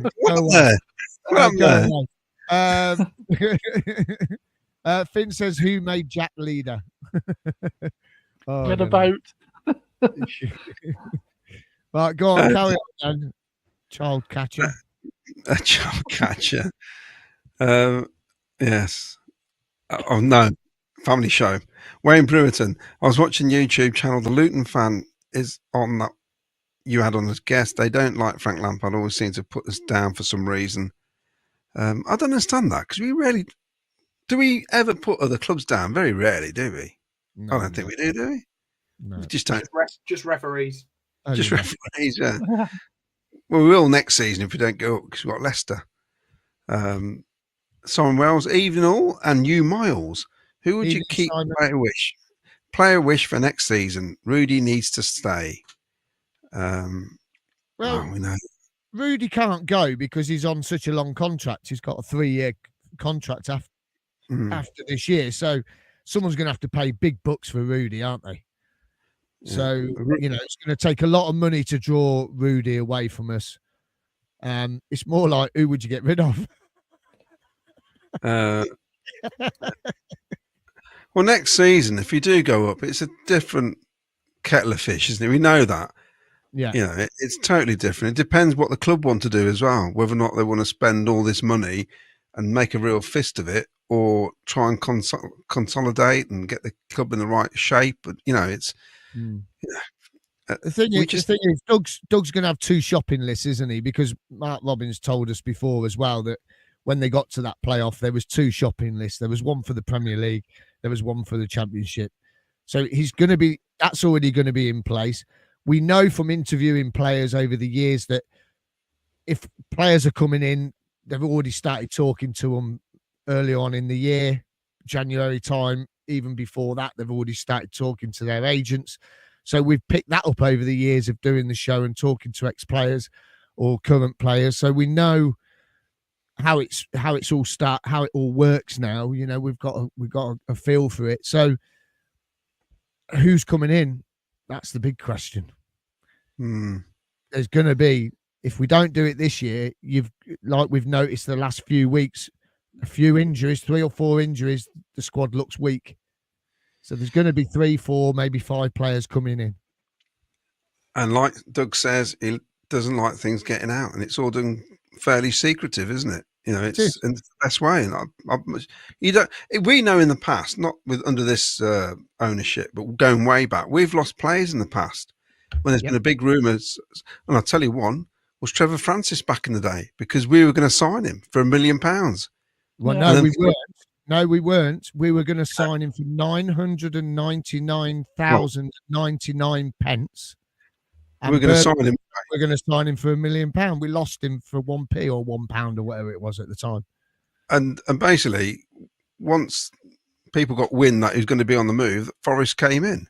Yeah. Yeah. And obviously, we couldn't give him European Cup football, could we? So, but that's a big one. That one. I mean, they're not normally that big. We could have signed Kevin Keegan as well. He had trials with us back in the day. That's true. That's true. As long as the top of the shopping list has CBS Arena written on it, I'm happy. It's already that's already being done, isn't it? That's already in the pipeline. We know that. Yeah, it needs to be sorted by June, don't we? Or else we just take the fine. Right, this is nice big one. This sounds quite positive. James Hawker will read this out. Good. Wow. It almost covered the whole screen. Exactly that. Well said. I think this is about you, Miles. If they play with a shirt on their back, then you back them. You have every right to be upset, be individual errors, but that doesn't mean that you shouldn't then support them.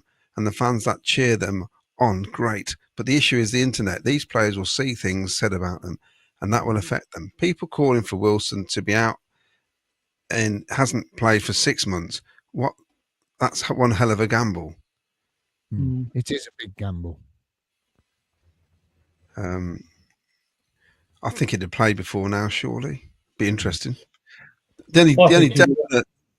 Sorry, Ken? I think he would have played on if he was going to play him. He would have played him that night at Bramall Lane when Doven got injured. Yeah, that was a strange situation, wasn't it? Because we all all thought he was going to be Wilson. Yeah, we did, didn't we? Surprised when Collins came on. Marky Boy says, must admit Collins came out of goal to clear and command the box much more than usual against Luton. Unfortunately, he just made a poor judgment call, which led to the goal. I mean, the only one we know for definite who's starting, I'd imagine, is Bidwell. Because of the Jay De Silva situation. Marcus J says, CBS is sold out. We've got 2 tickets to give away. And if anybody did listen to mine and Jim Brown's podcast about record crowds, we always get good results when we get a record crowd or a very, very big crowd. So it could happen again. Who wants to volunteer to go to the hotel Borough staying at and accidentally trigger the fire alarm off on Saturday at say 3 a.m.? Put your money on Collins saving a pen. That's from JH. Oh, it's Jimmy Hill. He's come back. Wayne Littlewood. Well said, Miles. Ooh. See, I do talk sense sometimes. Yes. Paul Stratton. Finn, are you okay? Have some concerns as you. We need to score 2 or 3 just in case. Graham Cockrell. Please, Matt SB, come on the podcast. That makes it sound we're desperate now, Graham. Come on. We've asked him tonight, as you can see. We have asked him. Please come on, get these clowns off. Tully. A random game. I was nervous for no idea why. It was the night game at Highfield Road. Unrelated to my nervousness, it was Stern John's debut. It's funny. That game at Southampton, I don't know if you guys went to it. I just remember behind the goal, it was chaos. And those are the days when it's a bit more controlled now. People tend to sit or stand where they should be at away games now. I find that happens more now than it did then. And we were like in a row where we had about 3 times as many people that we should have had. We were getting crushed. It was horrible. There's people all down the gangways. It was absolute nuts. I thought this is a cup game, random cup game. Claudio, Finn's come in. Now, Will King is watching. Maybe he can pass this on to Doug. Claudio and Miles organised to get some cards on the seats to hold up pre-kickoff. Will, could you have a word with your brother, please? Is that like yellow and red cards because the ref can't do a job? No, blue cards, Jack. Blue. Yes. There's a couple of stress games. Mark Rainbow, the worst game for being anxious has to be in Villa Park this season. Moldovan scored. I don't know why. It might be because I thought we could win it, but it was Villa Park. And Ian Small says Ian's travelling from France, of course. Oh, safe journey, Ian. Yeah. Spurs away, 97. I was stressed to hell. Had to get to Heathrow by 7 to get a holiday flight. Thought Sunday would be free. Running to check in my City kit at 6:30. Girlfriend not impressed. What? Bit late. Being late, or the fact it was in his kit. What, full kit, like shorts and socks and everything?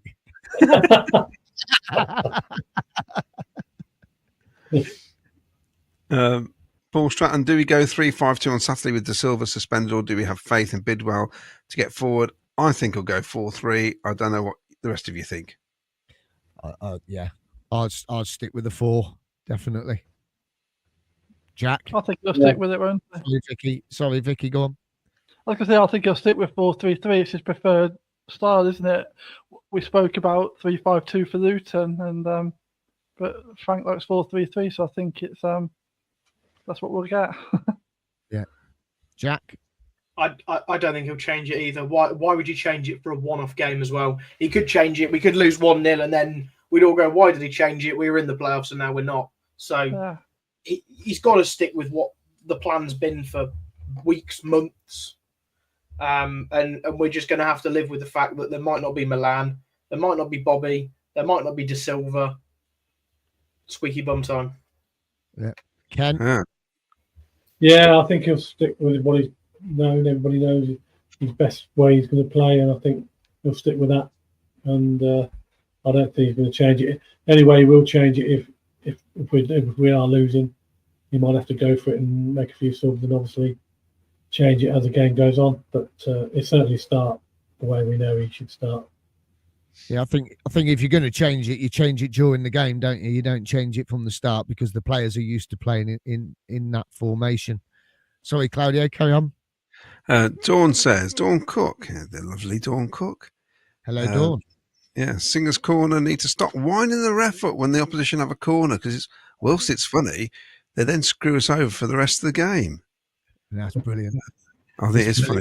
I can't believe Dawn, you can't stop it. It's brilliant. But also for the referee, I can't believe he thinks, "Oh, they're the home fans. They're helping me out." I mean, how dumb's a referee? No, but Ken, I'm partly culpable to that. I need to ask Ken, being a referee, how dumb do you have to be a referee? Tell me. Well, we've seen a few dumb ones this year. I had to referee one of my lads' matches once, and his best mate did a terrible tackle on this kid, and it was awful. And I thought I hadn't even got any cards with me because the ref hadn't turned up, and so You didn't have any cards? well, I was on the touchline. They said, "Can you ref it?" So I ran over to him, and I just went, "Right, I'm looking like I'm telling you off, but next time don't make it so obvious." You told him get off. That's not acceptable. I couldn't. He's playing in my son's team. I wanted them to win. Claudio's corrupt. Who'd have thought it? It's that flag, isn't it? What can you do? Yeah. So yeah, you're cheating, weren't you then, Claudio? You're cheating. And he was laughing. He said, "You meant to be giving me a booking." I said, "Got no cards on me." I said. Anyway, Day Sports Photos. Another most nerve-wracking match. Most nerve-wracking game was probably Luton home in '85. Yes, good shout. It was the second of the 3 games we had to win to stay up. Seeley played. This his life depended on it. Killer got the winner with 5 minutes to go. Yeah, that's right. I remember that. I was in West Ham when he scored, yeah. Those games. And also the one before at Stoke where they got a last-minute penalty, and if they'd scored that, would have relegated. I think it was Ian Painter who later joined us, didn't he? Yeah, so the guy missed a penalty. Yeah, Ian Painter. He missed a penalty and we signed him in the summer. Can I just give everyone a reminder? There's loads of people watching on YouTube. Give us a thumbs up, please. We've only got 7. I mean, come on, guys. There's over 200 people watching. Give us a thumbs up. Come on. Give us that little thumbs up. Click the button. It's free. Steve Beaumont. I'm a Blackburn fan, and I do think Coventry will probably get it done against Borough. But I think it will be an absolutely mental one, something like 4-3 with 2 goals after 90 minutes. It'll be lively. I don't think I'll be able to cope with that. Dear. I'll be choking on me fancy dinner. Steve Porter, Steve Beaumont. Hope not. My ticker won't take it. That too much drama. Will King, appreciated. MQ. Somebody help me out there. Yes. Yeah. Give us a. He appreciates the offer for the Micky Quinn night. Come on, guys. Oh, no, what? Sorry. Am I a translator tonight or something? Yeah, What's you going are. on? Because you're young. You know all these little things. We don't know these things. No offense to Mr. Claudio was around in the 1920s. No offense to Mr. King in the comments, but he's closer to your age than he is mine. Yeah, but he's down with the kids, isn't he? He's down with the kids. Have you seen? You know, he's. Oh, by the way, I need to actually. No, carry on. That's brilliant. No, come down. Seriously, come down. And also, I'm Italian. English is my second language. Oh, shut up. Italian. I just say prawn sandwich in Italian. Pronio sandwich. No, it has not. That is not. That is not how you say it.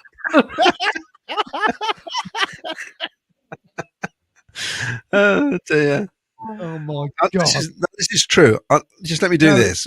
No. When I went to Italy and I wanted some mayonnaise, and I went up to the girl at the restaurant. I said, "Can I have some mayonnaise, please?" She went, "What? A mayonnaise?" I thought, everyone knows what mayonnaise is. Yeah, mayonnaise. And she went, mm-hmm. And I went, "Oh," I pointed at the bottom. She went, "Oh, mayonnaise." I went, "That's what I was saying." No, you didn't say mayonnaise. And then I went to a chemist, asked for some paracetamol, and I was going, paracetamol. I thought, paracetamol. And she went, che cosa? Paracetamol. And oh, there they are. And she went, oh, paracetamolo. I thought, come on. Leave me halfway. I thought, blinking Italians. 98 likes. We're at 105 likes on YouTube. I've just had a look. So we're doing very well. Brilliant. And I'm a fan of yours as well, Will. There you go. Right, and where were we? What's MGL mean? Not gonna lie. Not going to lie. That one. How old are you, Miles? Come on. I was worried then. I hadn't got my glasses on. I wondered what you put. You know. Were you around in the Renaissance with Claudio, were you? Oh, God. I don't know all this stuff. So Michael Summers says, Saturday, I just have a feeling we'll win, but we'll have to come from behind to do it. Just sing and shout, support the team. I think it might need us. And no going quiet, just watching the game. I struggle when I'm not that loud when I watch the game. I do get wrapped up in it, and then every now and then there's some of these Ken, the other week I had a bit of an outburst. Yes. Where I just lose it. It's normally, why don't you just pass the ball? Give it to Milan, Bobby. Just give it to him. The reason is he don't do much is because he's afraid he's going to choke on the prawns. The prawnios. Brian, that's it. Pronio Baccio. He's a great player. I'll tell you what, we should sign Pronio Baccio. He sounds quite good on the wing. Well, we've got. He calls it a batch. Yeah, imagine if he signed a Roberto Baccio. Roberto Baccio. He calls it a batch. Oh dear. I knew we wouldn't get onto our subjects tonight. So Brian Tunney reckons we should just get the ref on the 56 bus from the Nuneaton. He coming on the train. Imagine that. We'll come on the little train. No, trains are delayed. There's no point in coming on the train. He'll never turn up on time. Yeah, I must admit the club are a bit flabbergasted at the way that train service, aren't they, Jack? Around that meeting, they just can't believe how poor it is. I'm really sorry, but your train's been cancelled. Well, how am I meant to get there? Yeah, and tell you at half time, you're thinking, well, there's quite a lot of people. Ian Small, are you lot sniffing glue? I know, we're just trying to keep the mood long. We're trying to keep the mood light, ready for Saturday. That's what we're trying to do. I might have to take my hat off in a minute. God, what is it? What is it? It's bloody roast. I'm sweating buckets in here. It's like I'm in the sauna. No, Will King can't unhear that. I don't know what was. I don't know where it's that was your Mrs. Doubtfire. It was a Gary Glitter impression.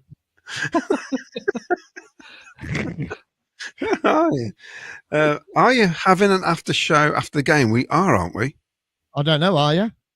I don't know. I won't be. I'm DJing. Oh, We should do an after this show that's like unhinged. What more? All night. We've got Indiana Jones to play in there and Forza. So, this is a good point, actually. Ian Small says, swap to YouTube just to shut Miles up. Finger, red number 1. I suppose, yeah, because you're watching on Facebook, you can't do the like, can you? That'd be right. Yeah, you can do it. You can like do a little, yeah, but it's not the same. We need everyone on YouTube. And Will King says, molto bene, Claudio. Yes. See, he knows because he sails over to Italy. I bet he does. Yeah. He's got a lovely boat. Well, there's a small part of Italy that are all Cov fans, and that's all because of my dad. So that's what I think is great. So I do like that. No, don't read Lee Beckett's thing out. I haven't got that far. Oh, good. Marky Boy, Claudio Unhinged. Imagine the impressions. Oh, my God. Where was that? I'm way behind now. You just unhinged. I think... You've had that one. Yeah, we've had that one. Let's click that then. Are you doing an after show?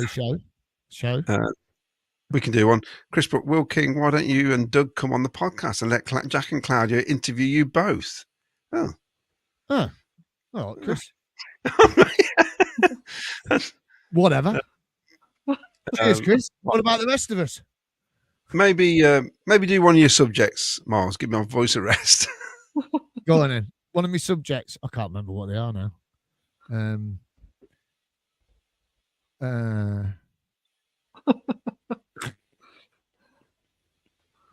I forgot what I was going to talk about. Oh, the ref, Stephen Atwell. I know we've been talking about Stuart Atwell. Sorry, Stuart Atwell. So, Ken, I want to ask you about Stuart Atwell because you're a referee. Yeah. I mean, this is probably one of the highest profile referees we've had for one of our games, apart from the final against Luton and then the semi-final last year. With it, I want to ask you, with him being from Nuneaton, how do you think he's got this gig then? Because obviously it's very close to home.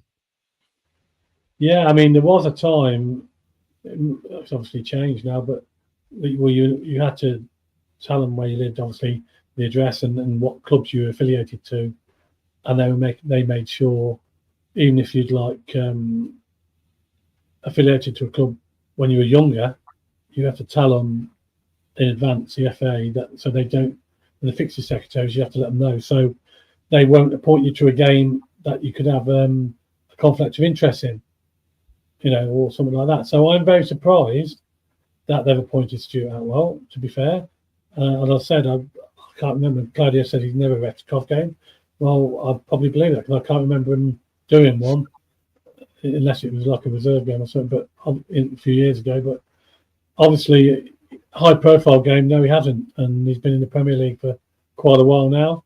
And I'm just surprised they did it, to be honest. But they obviously know. They know his background. They know his history.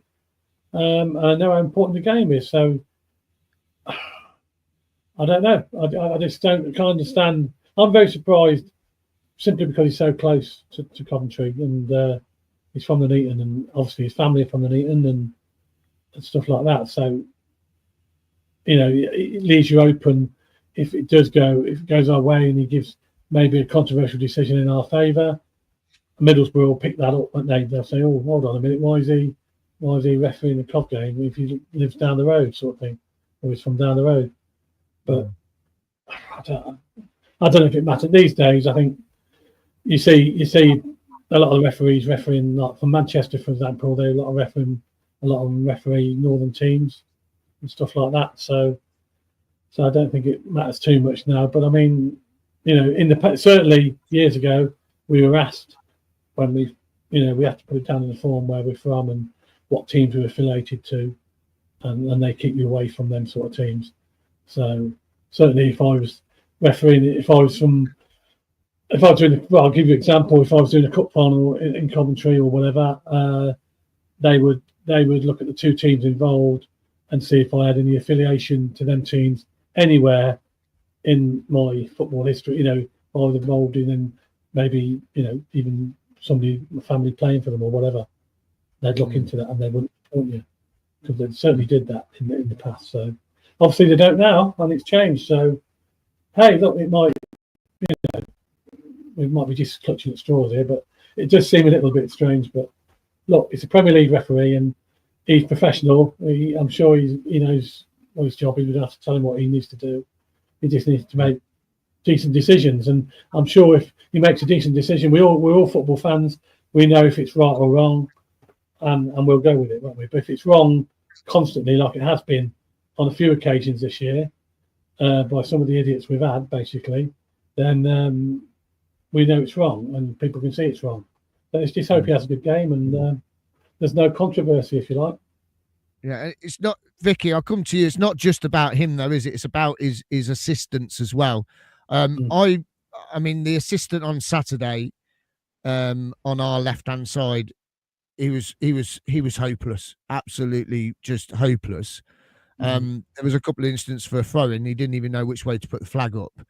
I watched the game. I watched Man United and Bournemouth on Sunday, and both assistant referees were flagging all the time for free kicks and stuff. We hope that he's got the same level that he is as his assistants on Saturday, because we need that level of consistency. If he's consistent, we need the linesmen to be, assistant referees to be, to be on it as well. I don't know if you've noticed that, but do you think they're going to be the same sort of level as he is, and they need to be on it? I'd have thought so. I mean, presumably they work as a bit of a team. I mean, I don't know. But yeah, I think that's a bigger problem, isn't it? We've all commented about the standard of refereeing this season, and there's been some really poor decisions and sort of poor refereed games. But a lot of that's also come down to some really bad assistant referees who aren't supporting the referee, because the referee can't see everything. They need, it's supposed to be a team, isn't it? They're supposed to have the help of their people on the line, and if they're doing nothing at all, that's not helping, is it? And I think that's become a massive issue. Like you said, the one against Luton on that side uses quite often when at the CBS, obviously I sit on the side, and the one that's the other side is quite often like behind play and things like that. You're just thinking like you're just doing a really poor job, and so it's just, that's frustrating, isn't it? Because all you really want is the officials to turn up and do a good job. I can accept that they'll make mistakes sometimes because they might miss something. Like, nobody's perfect. Nobody can say they've never ever made a mistake, can they? And so if it's honest, that's all you really want. And but they're going to be at least at a decent standard, I think, and that seems to be just dropping like year on year. It's just, and that's becoming a worry, I think, isn't it? Even when you watch like higher level, like Premier League, there's mistakes there, and you just think, and they've got a VAR, and you're just thinking, what's going on? Like, oh dear. Yeah, I mean, talking about, I'll come to you, Jack, about VAR. I don't know if you've heard this, but I think I've heard that VAR is going to come into the semi-finals. I'm not sure if that's correct. That's what I heard. I don't know if it is, but I mean, can you agree with Vicky there? The assistants aren't really helping as much. So this big game on Saturday is vital that all four assistants, not just three, but four, even the guys putting up the board, they get this right this weekend, because there is a lot riding on this game. Yeah, I mean, assistants are there not to make decisions, but to assist the referee. It's literally what they're for. They can flag for a throw in one way, and the ref can overrule them. and that's fine. We can't complain about that, or we can't complain at the assistant referees for that. They need to be the ones that are not making the decision, but putting their flag up for the referee to make the decision. The referee has to be everywhere.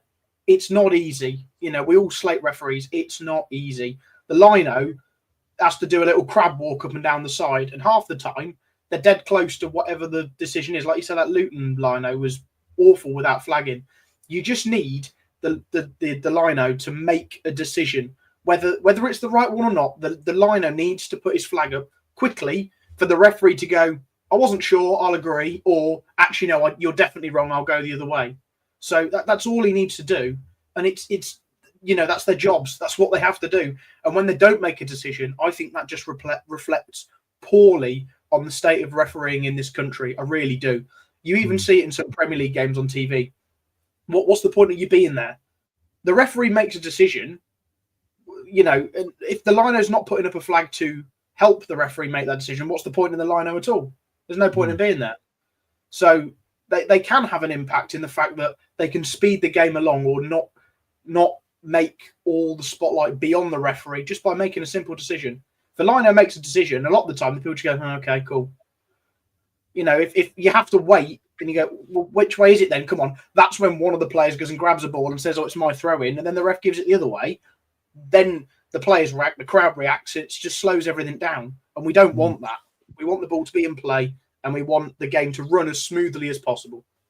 I mean, the reason I brought up the assistants is because on Sunday when I watched the game, I'll tell you why I was watching it, because I wanted to see Man United get beat, and they nearly did. It was, you know, I don't know how he got sent off when he slipped, but the line, both assistants were flagging for free kicks or a bad challenge over by them. We don't get that in the Championship very often, and that's what I've seen all season, I think, and even last season and the season before. They're not, the referees aren't getting the help. I think even when Walsh got sent off on Saturday, I don't even think the assistant flagged then for that, you know, that situation. But they've really, you know, this game could be 90 minutes away from another semi-final to a final to be lifting 180 or 190 million pounds for the club. There's a lot at stake, isn't there, Claudio? And it's these things, for me, they've really got to tighten up on this in this league, haven't they? Because there is so much riding on it now. What I've noticed in the past as well, when we've had referees come down from the Premier League, they haven't been that great when they haven't got the VAR. It's almost like they've forgotten how to referee, and the assistants aren't doing what they... I mean, I don't know if they come as a team normally, but you'd like to think the assistants are of a so-called quality. But there's also a big emphasis on the fourth official, because they have a lot more involvement than you probably realise from the sideline.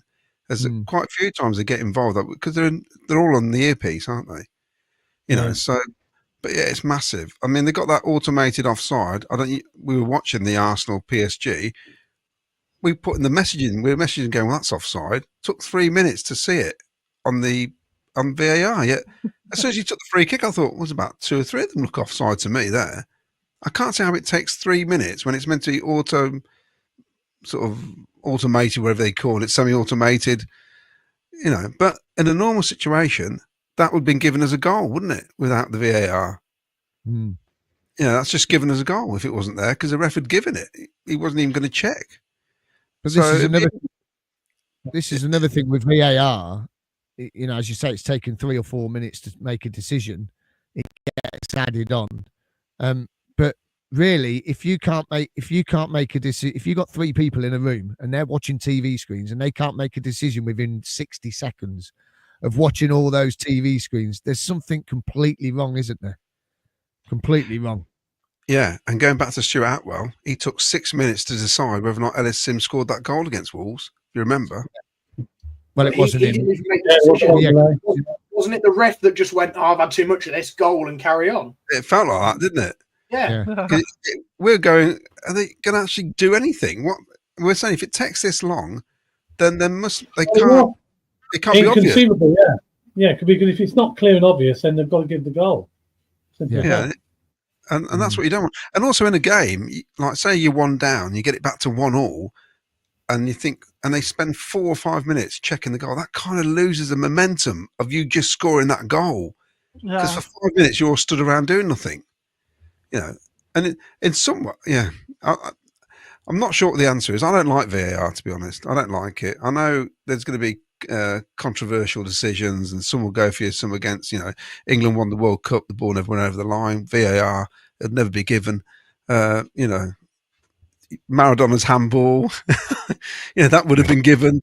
You know what I mean? It's things like that. But it's historic. You never forget it. But I'd sooner have that than VAR, to be honest. Yeah. Right, let's get some housekeeping in then, and then we'll get a few more comments, and then we'll give we'll give the answer to Spot the Ball. But here is Spot the Ball. You can win 2 tickets for the game on Saturday. I have them in my hand as we speak. And also you can win 2 tickets for tomorrow night for Micky Quinn as well at the Walsgrave Workingmen's Club. Last chance to get your guesses in. Head over now, get your guesses in. Come on, have a guess. Where is the football? You can win 2 tickets for Saturday's game. Ken will be at the Family Zone this Saturday. Sky Blue Fans TV, we always sponsor 1 game a year.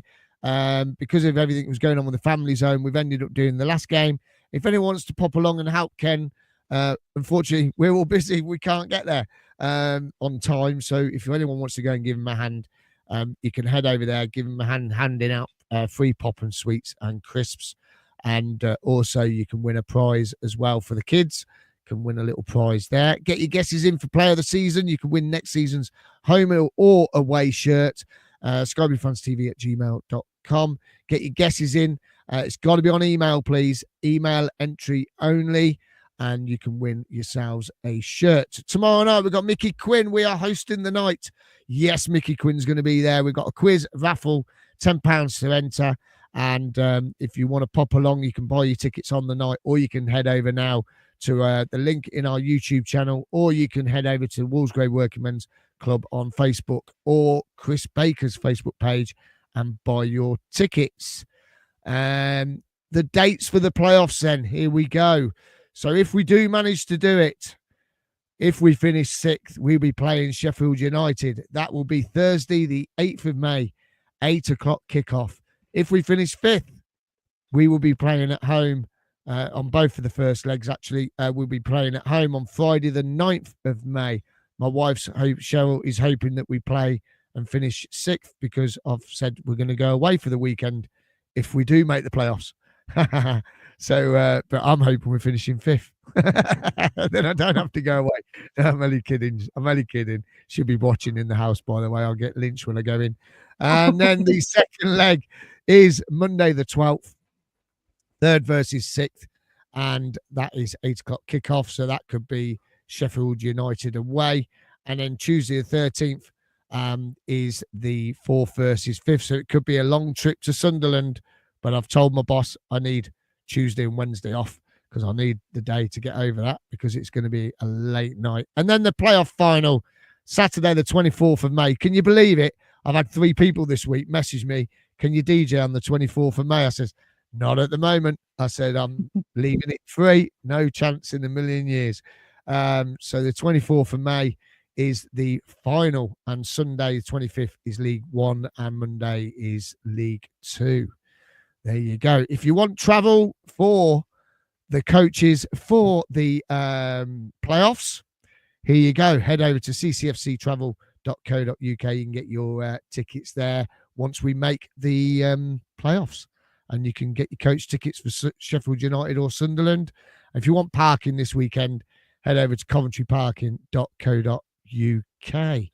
Right, let's get a few more comments in then because it's been a fantastic show. Absolutely brilliant. Love the comments. It's been brilliant all night long. So Greg Brindle, live from Perth, Australia, 4 a.m, PUSB. We have to start on the front foot Saturday. That's an effort, isn't it? Nathan Sullivan says, Eileen Ryan says, Nathan Sullivan thinks you're all fabulous. Thank you very much. Oh, thank you. And And now I'll just put this up so people can see I'm not making it up. Great show, to be honest, says Will King. I know that one. Yeah, that's, thank you for that, Will. Thanks, Will.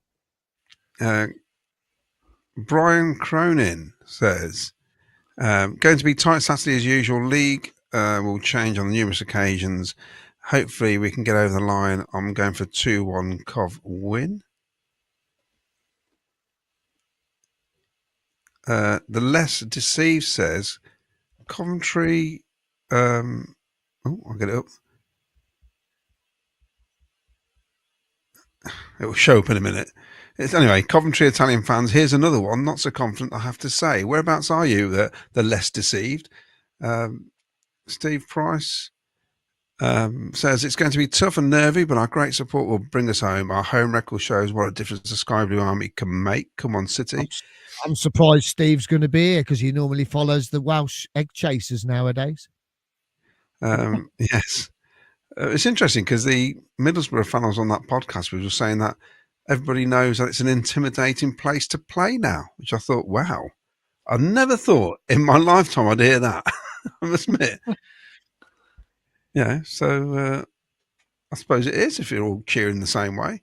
Mick Kelly, as long as the referee's honest, that's all you want. The amount of refs we've had this season where you think they'd come on an away team bus is ridiculous. Liam was.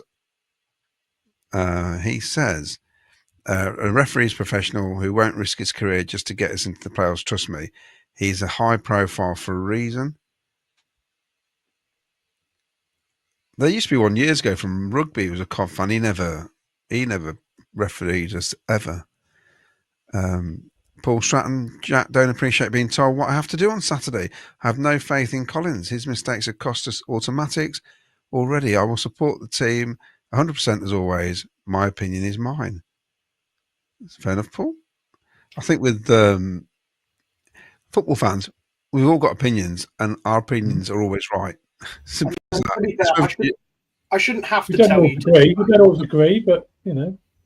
That's it. Yeah. Sorry, Jack, you're saying? I shouldn't have to say back the lads. It should go without saying. Simon Wells says, ref, he could be watching, you never know. Paul Christopher, the trouble with the top refs is that they come down division, they lose the safety net of VAR and get lost in decision making. But normally they come down to us when they've been told off, haven't they? Yeah. They've had such a bad game in the. We had 3 the other season, didn't they, where they had such a bad game in the top flight. And they refed us the next game. Oh, thanks for that. But this is for a reason. This is because they know it has to be right, I think. So yeah, and I think we've had a few issues with referees over the last few weeks. Have probably gone and they've noticed that as well, and they want to put the best they can, I suppose, is available in charge of the game. Rob Murray says, are you planning a 5 p.m. after game show on Saturday? I'm sure we can do one. I'm pretty sure we can do. I've got the 2 posters ready. Yeah, Buzz 8 says, I sat next to the referee against QPR and he said sometimes the referee will tell the lines person not to flag for decision only if the ball is out. Yeah, but that's not right though, because they're there. If there's a dangerous challenge or there's a foul, they're there to. If the ref can't see it, they're there to flag a free kick. They're there to assist. That's why they've been renamed assistant referee rather than linesman. So, and it's like I said on that game on Sunday, I'm going to call them linesmen. The linesmen, both sides were flagging all the time for dodgy challenges or even just a silly free kick. They were giving, they were flagging, they were doing what they don't do in the Championship, which is frustrating because the amount of times you see good quality skilled wingers getting fouled and the linesman don't flag and the referee has to make a decision. And the thing I'm worried about is the fans are getting really frustrated with it and it's going to overboil. And as I said to you earlier, what's riding on this game is for us to get into the playoffs, to play 2-legged semi-final, to get to Wembley, to be 3 games away from, getting a £190 million plus in our bank account, which would set up the club for a long time, and it's getting to a point now that it's getting poor week in, week out. It's just poor. And I'm not just saying that I'll for just us, say, every team, Yeah. every team. when I used to referee, and we got told this, and we've got linesmen as well. We had 3 officials. I always say to linesmen in the room, if it happens in your area, you flag, you go with it, I'll go with you. You flag. If I might not be able to see it, you flag, you're there to assist me. And that's what we get told all the time, that's what they're there for. They're there to assist the referee. I might not be able to see it, I might be in a position where I can't see it, then you flag. It's in your sort of zone. Anyway, that zone, that's your zone. If you think it's a foul, you flag, and I'll go with you 100%. And that's what we get told all the time, and that's what we did. So obviously that doesn't happen at the moment. Ian Small says, Ken, I'll see you at the family zone to yeah. mugs. We do own a couple of mugs, so yeah, come and collect them, Ian, because I've been waiting to catch it to give them you, so I didn't want to. A bit expensive sending them to France. Wayne Ghost says, I'm talking. Sorry, that just jumped then. That just jumped loads. He was mentioning that he'd heard somewhere that Ashley's losing money on the stadium. We may be able to purchase it for the right money. There's ownership of that stadium's massive because of all the stuff. It's not just the football ground, is it? It's everything else. I'm not sure. I'll be honest, I'd sooner he spent the money on the pitch, as in like the team. You know what I mean? I'm not too fussed about owning the stadium at the minute. Wayne goes and Wilson doesn't start because he hasn't. He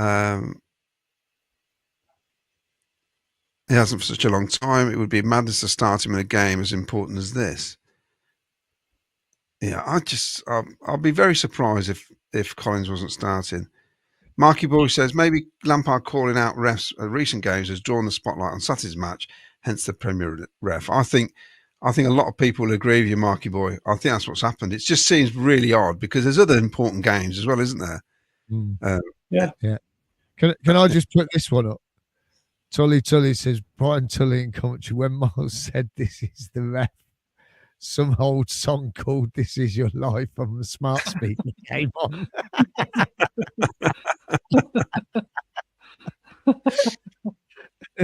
Sorry. Carry on. I had a full-on argument with my Alexa the other night. It just would not do what I wanted it to do. Absolutely useless. Just say it now. Alexa, play up Sky Blues. It was doing everything I wanted. It wasn't doing anything I wanted it to do. Maybe I should do the old Prawnio Baccio and see what happens. It's just pretty useless. Anyway, Frank Wood, it's up to the referees what help they want with the assistants. I've been with referees that have told me the ball in and out of play and offsides only. Yeah. Craig Brindle says, would you start Ellis Sims Saturday, stay the course, or change it up? I think we spoke about this earlier. It depends who's available, doesn't it, on the left-hand side? I don't think it'll change too much up top, really, if EMC is not fit. Bidwell will come in, I'd have thought. If Thomas is 75% fit, he'll probably start him. And the same for Milan. I don't know what you guys think. I've gone for Milan coming back, and that's about it. And Thomas, and then sticking with Collins, Kitchen, Bidwell, Sheaf, Grimes, Rodoni, Hadji, Sims, and Tats. Yeah, I can't see it changing anymore, to be honest. No. Right. Well, I think I'm done. Let's do the competition, shall we? Yeah, let's do the competition. So you can win 2 tickets tonight for Micky Quinn night, or you can win 2 tickets to the match this Saturday. I have them here. Thank you to Ryan, who donated the tickets for us. So, spot the ball. How many winners have we got in there, Jack? Did you see? There was quite a few. Yeah, 1, 2, 3, 4, 5, 6, 7, 8, 9, 10 winners. 10 And the winners. number one, Weeks. And the number is, let me get it up. So there's your spot the ball. And the winning ball was number 1. Oh. There you go. Number 1. So there's 10 winners. Okay, so how are we going to do this? Should we do the first spin for the tickets to the game? Yeah, Definitely. Okay. Definitely. Okay, so the first spin, which Jack's going to bring up the thing on the screen. Oh, look at that. Everyone's name's on here twice. So Oh. just make the wheel look a bit more fancy. But I think if you win the 2 tickets, you shouldn't win the Micky Quinn one. Maybe that would be a bit, I don't know. It's up to you. Right, we'll give it a spin. 2 tickets for Coventry versus Middlesbrough goes to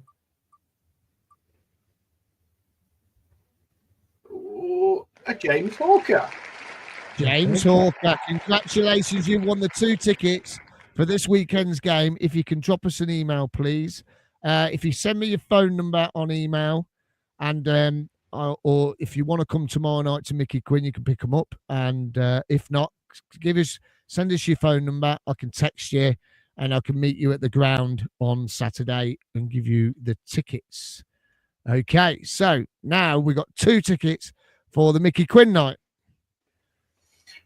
Here we go. Everyone's name still on here twice. Let's see who it pumps out. 2 tickets for Micky Quinn. We'll see you in less than 24 hours. Oh, it's tight. It's tight. It's NT Cov.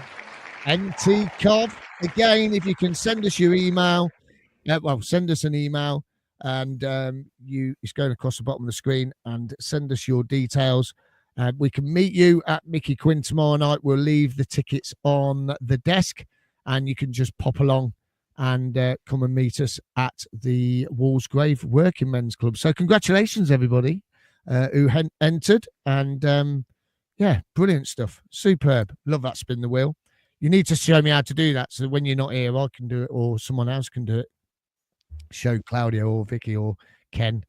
That'd be fun, showing Ken. I think it's a good way of doing it. It's a good way of doing it. Right. Okay, so don't forget, Ken is down at Family Zone tomorrow. Not tomorrow, Saturday. You can go down tomorrow if you want, Ken. And he's going to be giving free pop sweets and crisps. Hope you save me some. And we are sponsoring the Family Zone this weekend. Don't forget to get your votes in for the player of the season. You can win this next season's home or away shirt. Let's hope it's not white. And last shout out for Micky Quinn. Don't forget, come and join us tomorrow night. If you haven't got tickets, you can buy them now, or you can just turn up on the night and pay on the day. If you want coach travel for the away travel for the playoffs, head over to ccfctravel.co.uk, and parking this weekend, coventryparking.co.uk. Right, have we got one last comment that you want to put out there? Typical. I just messed about that thing. Well, actually, this is about the referees, because Mick Kelly says ex-footballers should be in charge of VAR, and should become refs as well. As you know, Carl Baker is looking to do this. And when me and Miles spoke to him recently, he had a list of clubs he can't ref because he's played for so many. He can't ref Everton because he's a Liverpool fan, isn't he?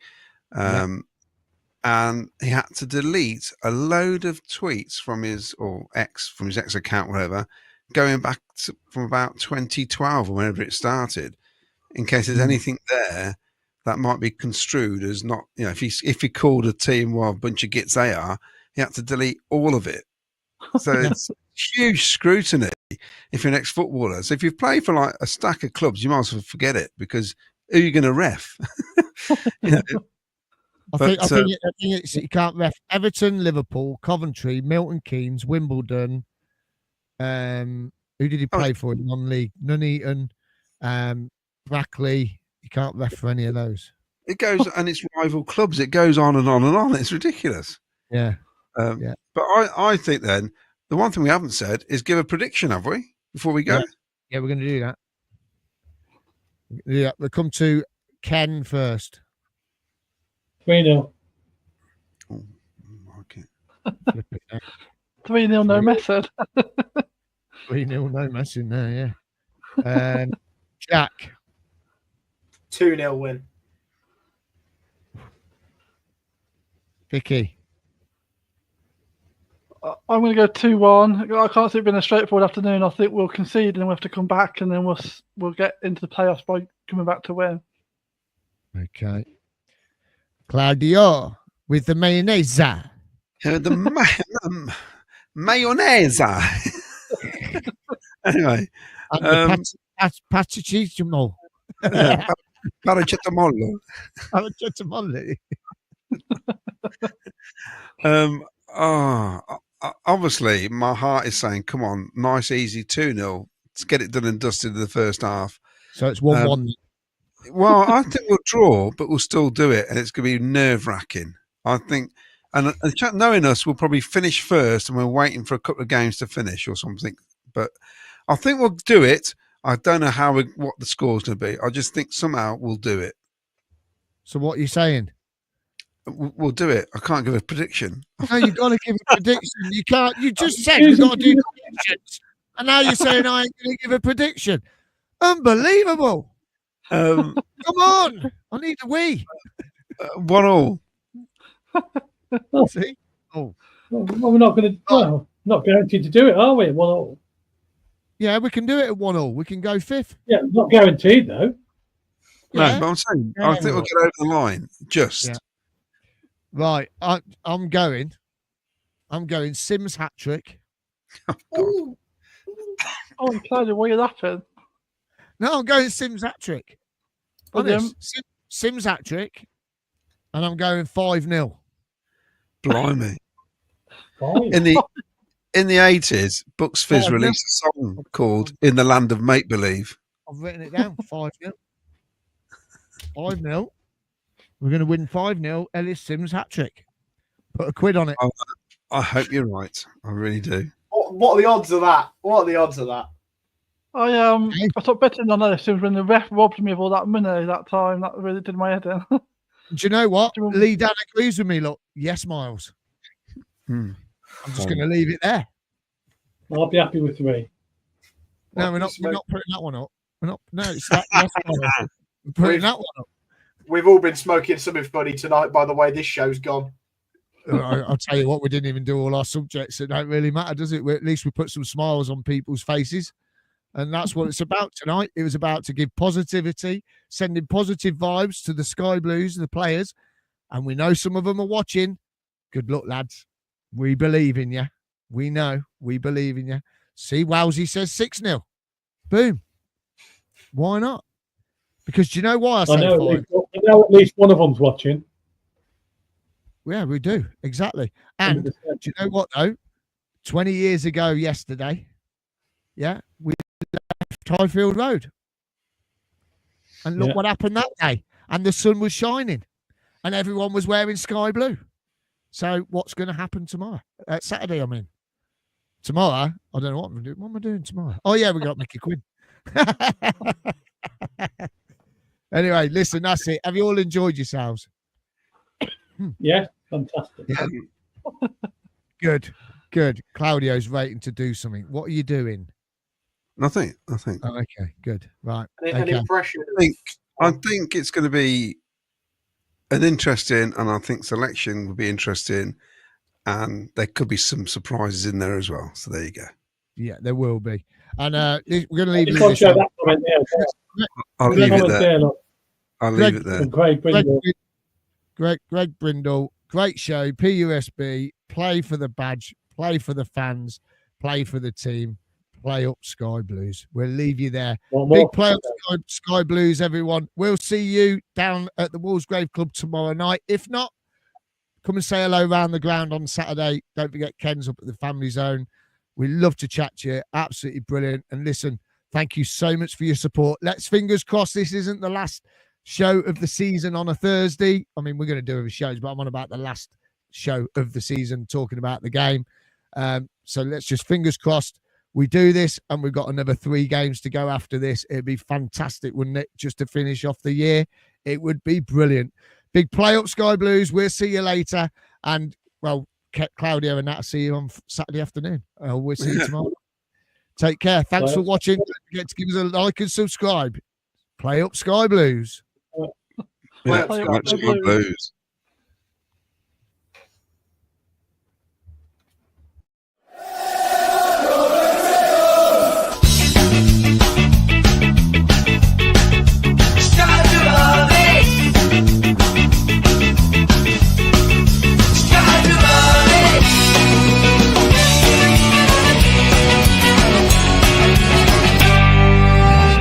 Sky Blue Fans TV, for the fans, by the fans.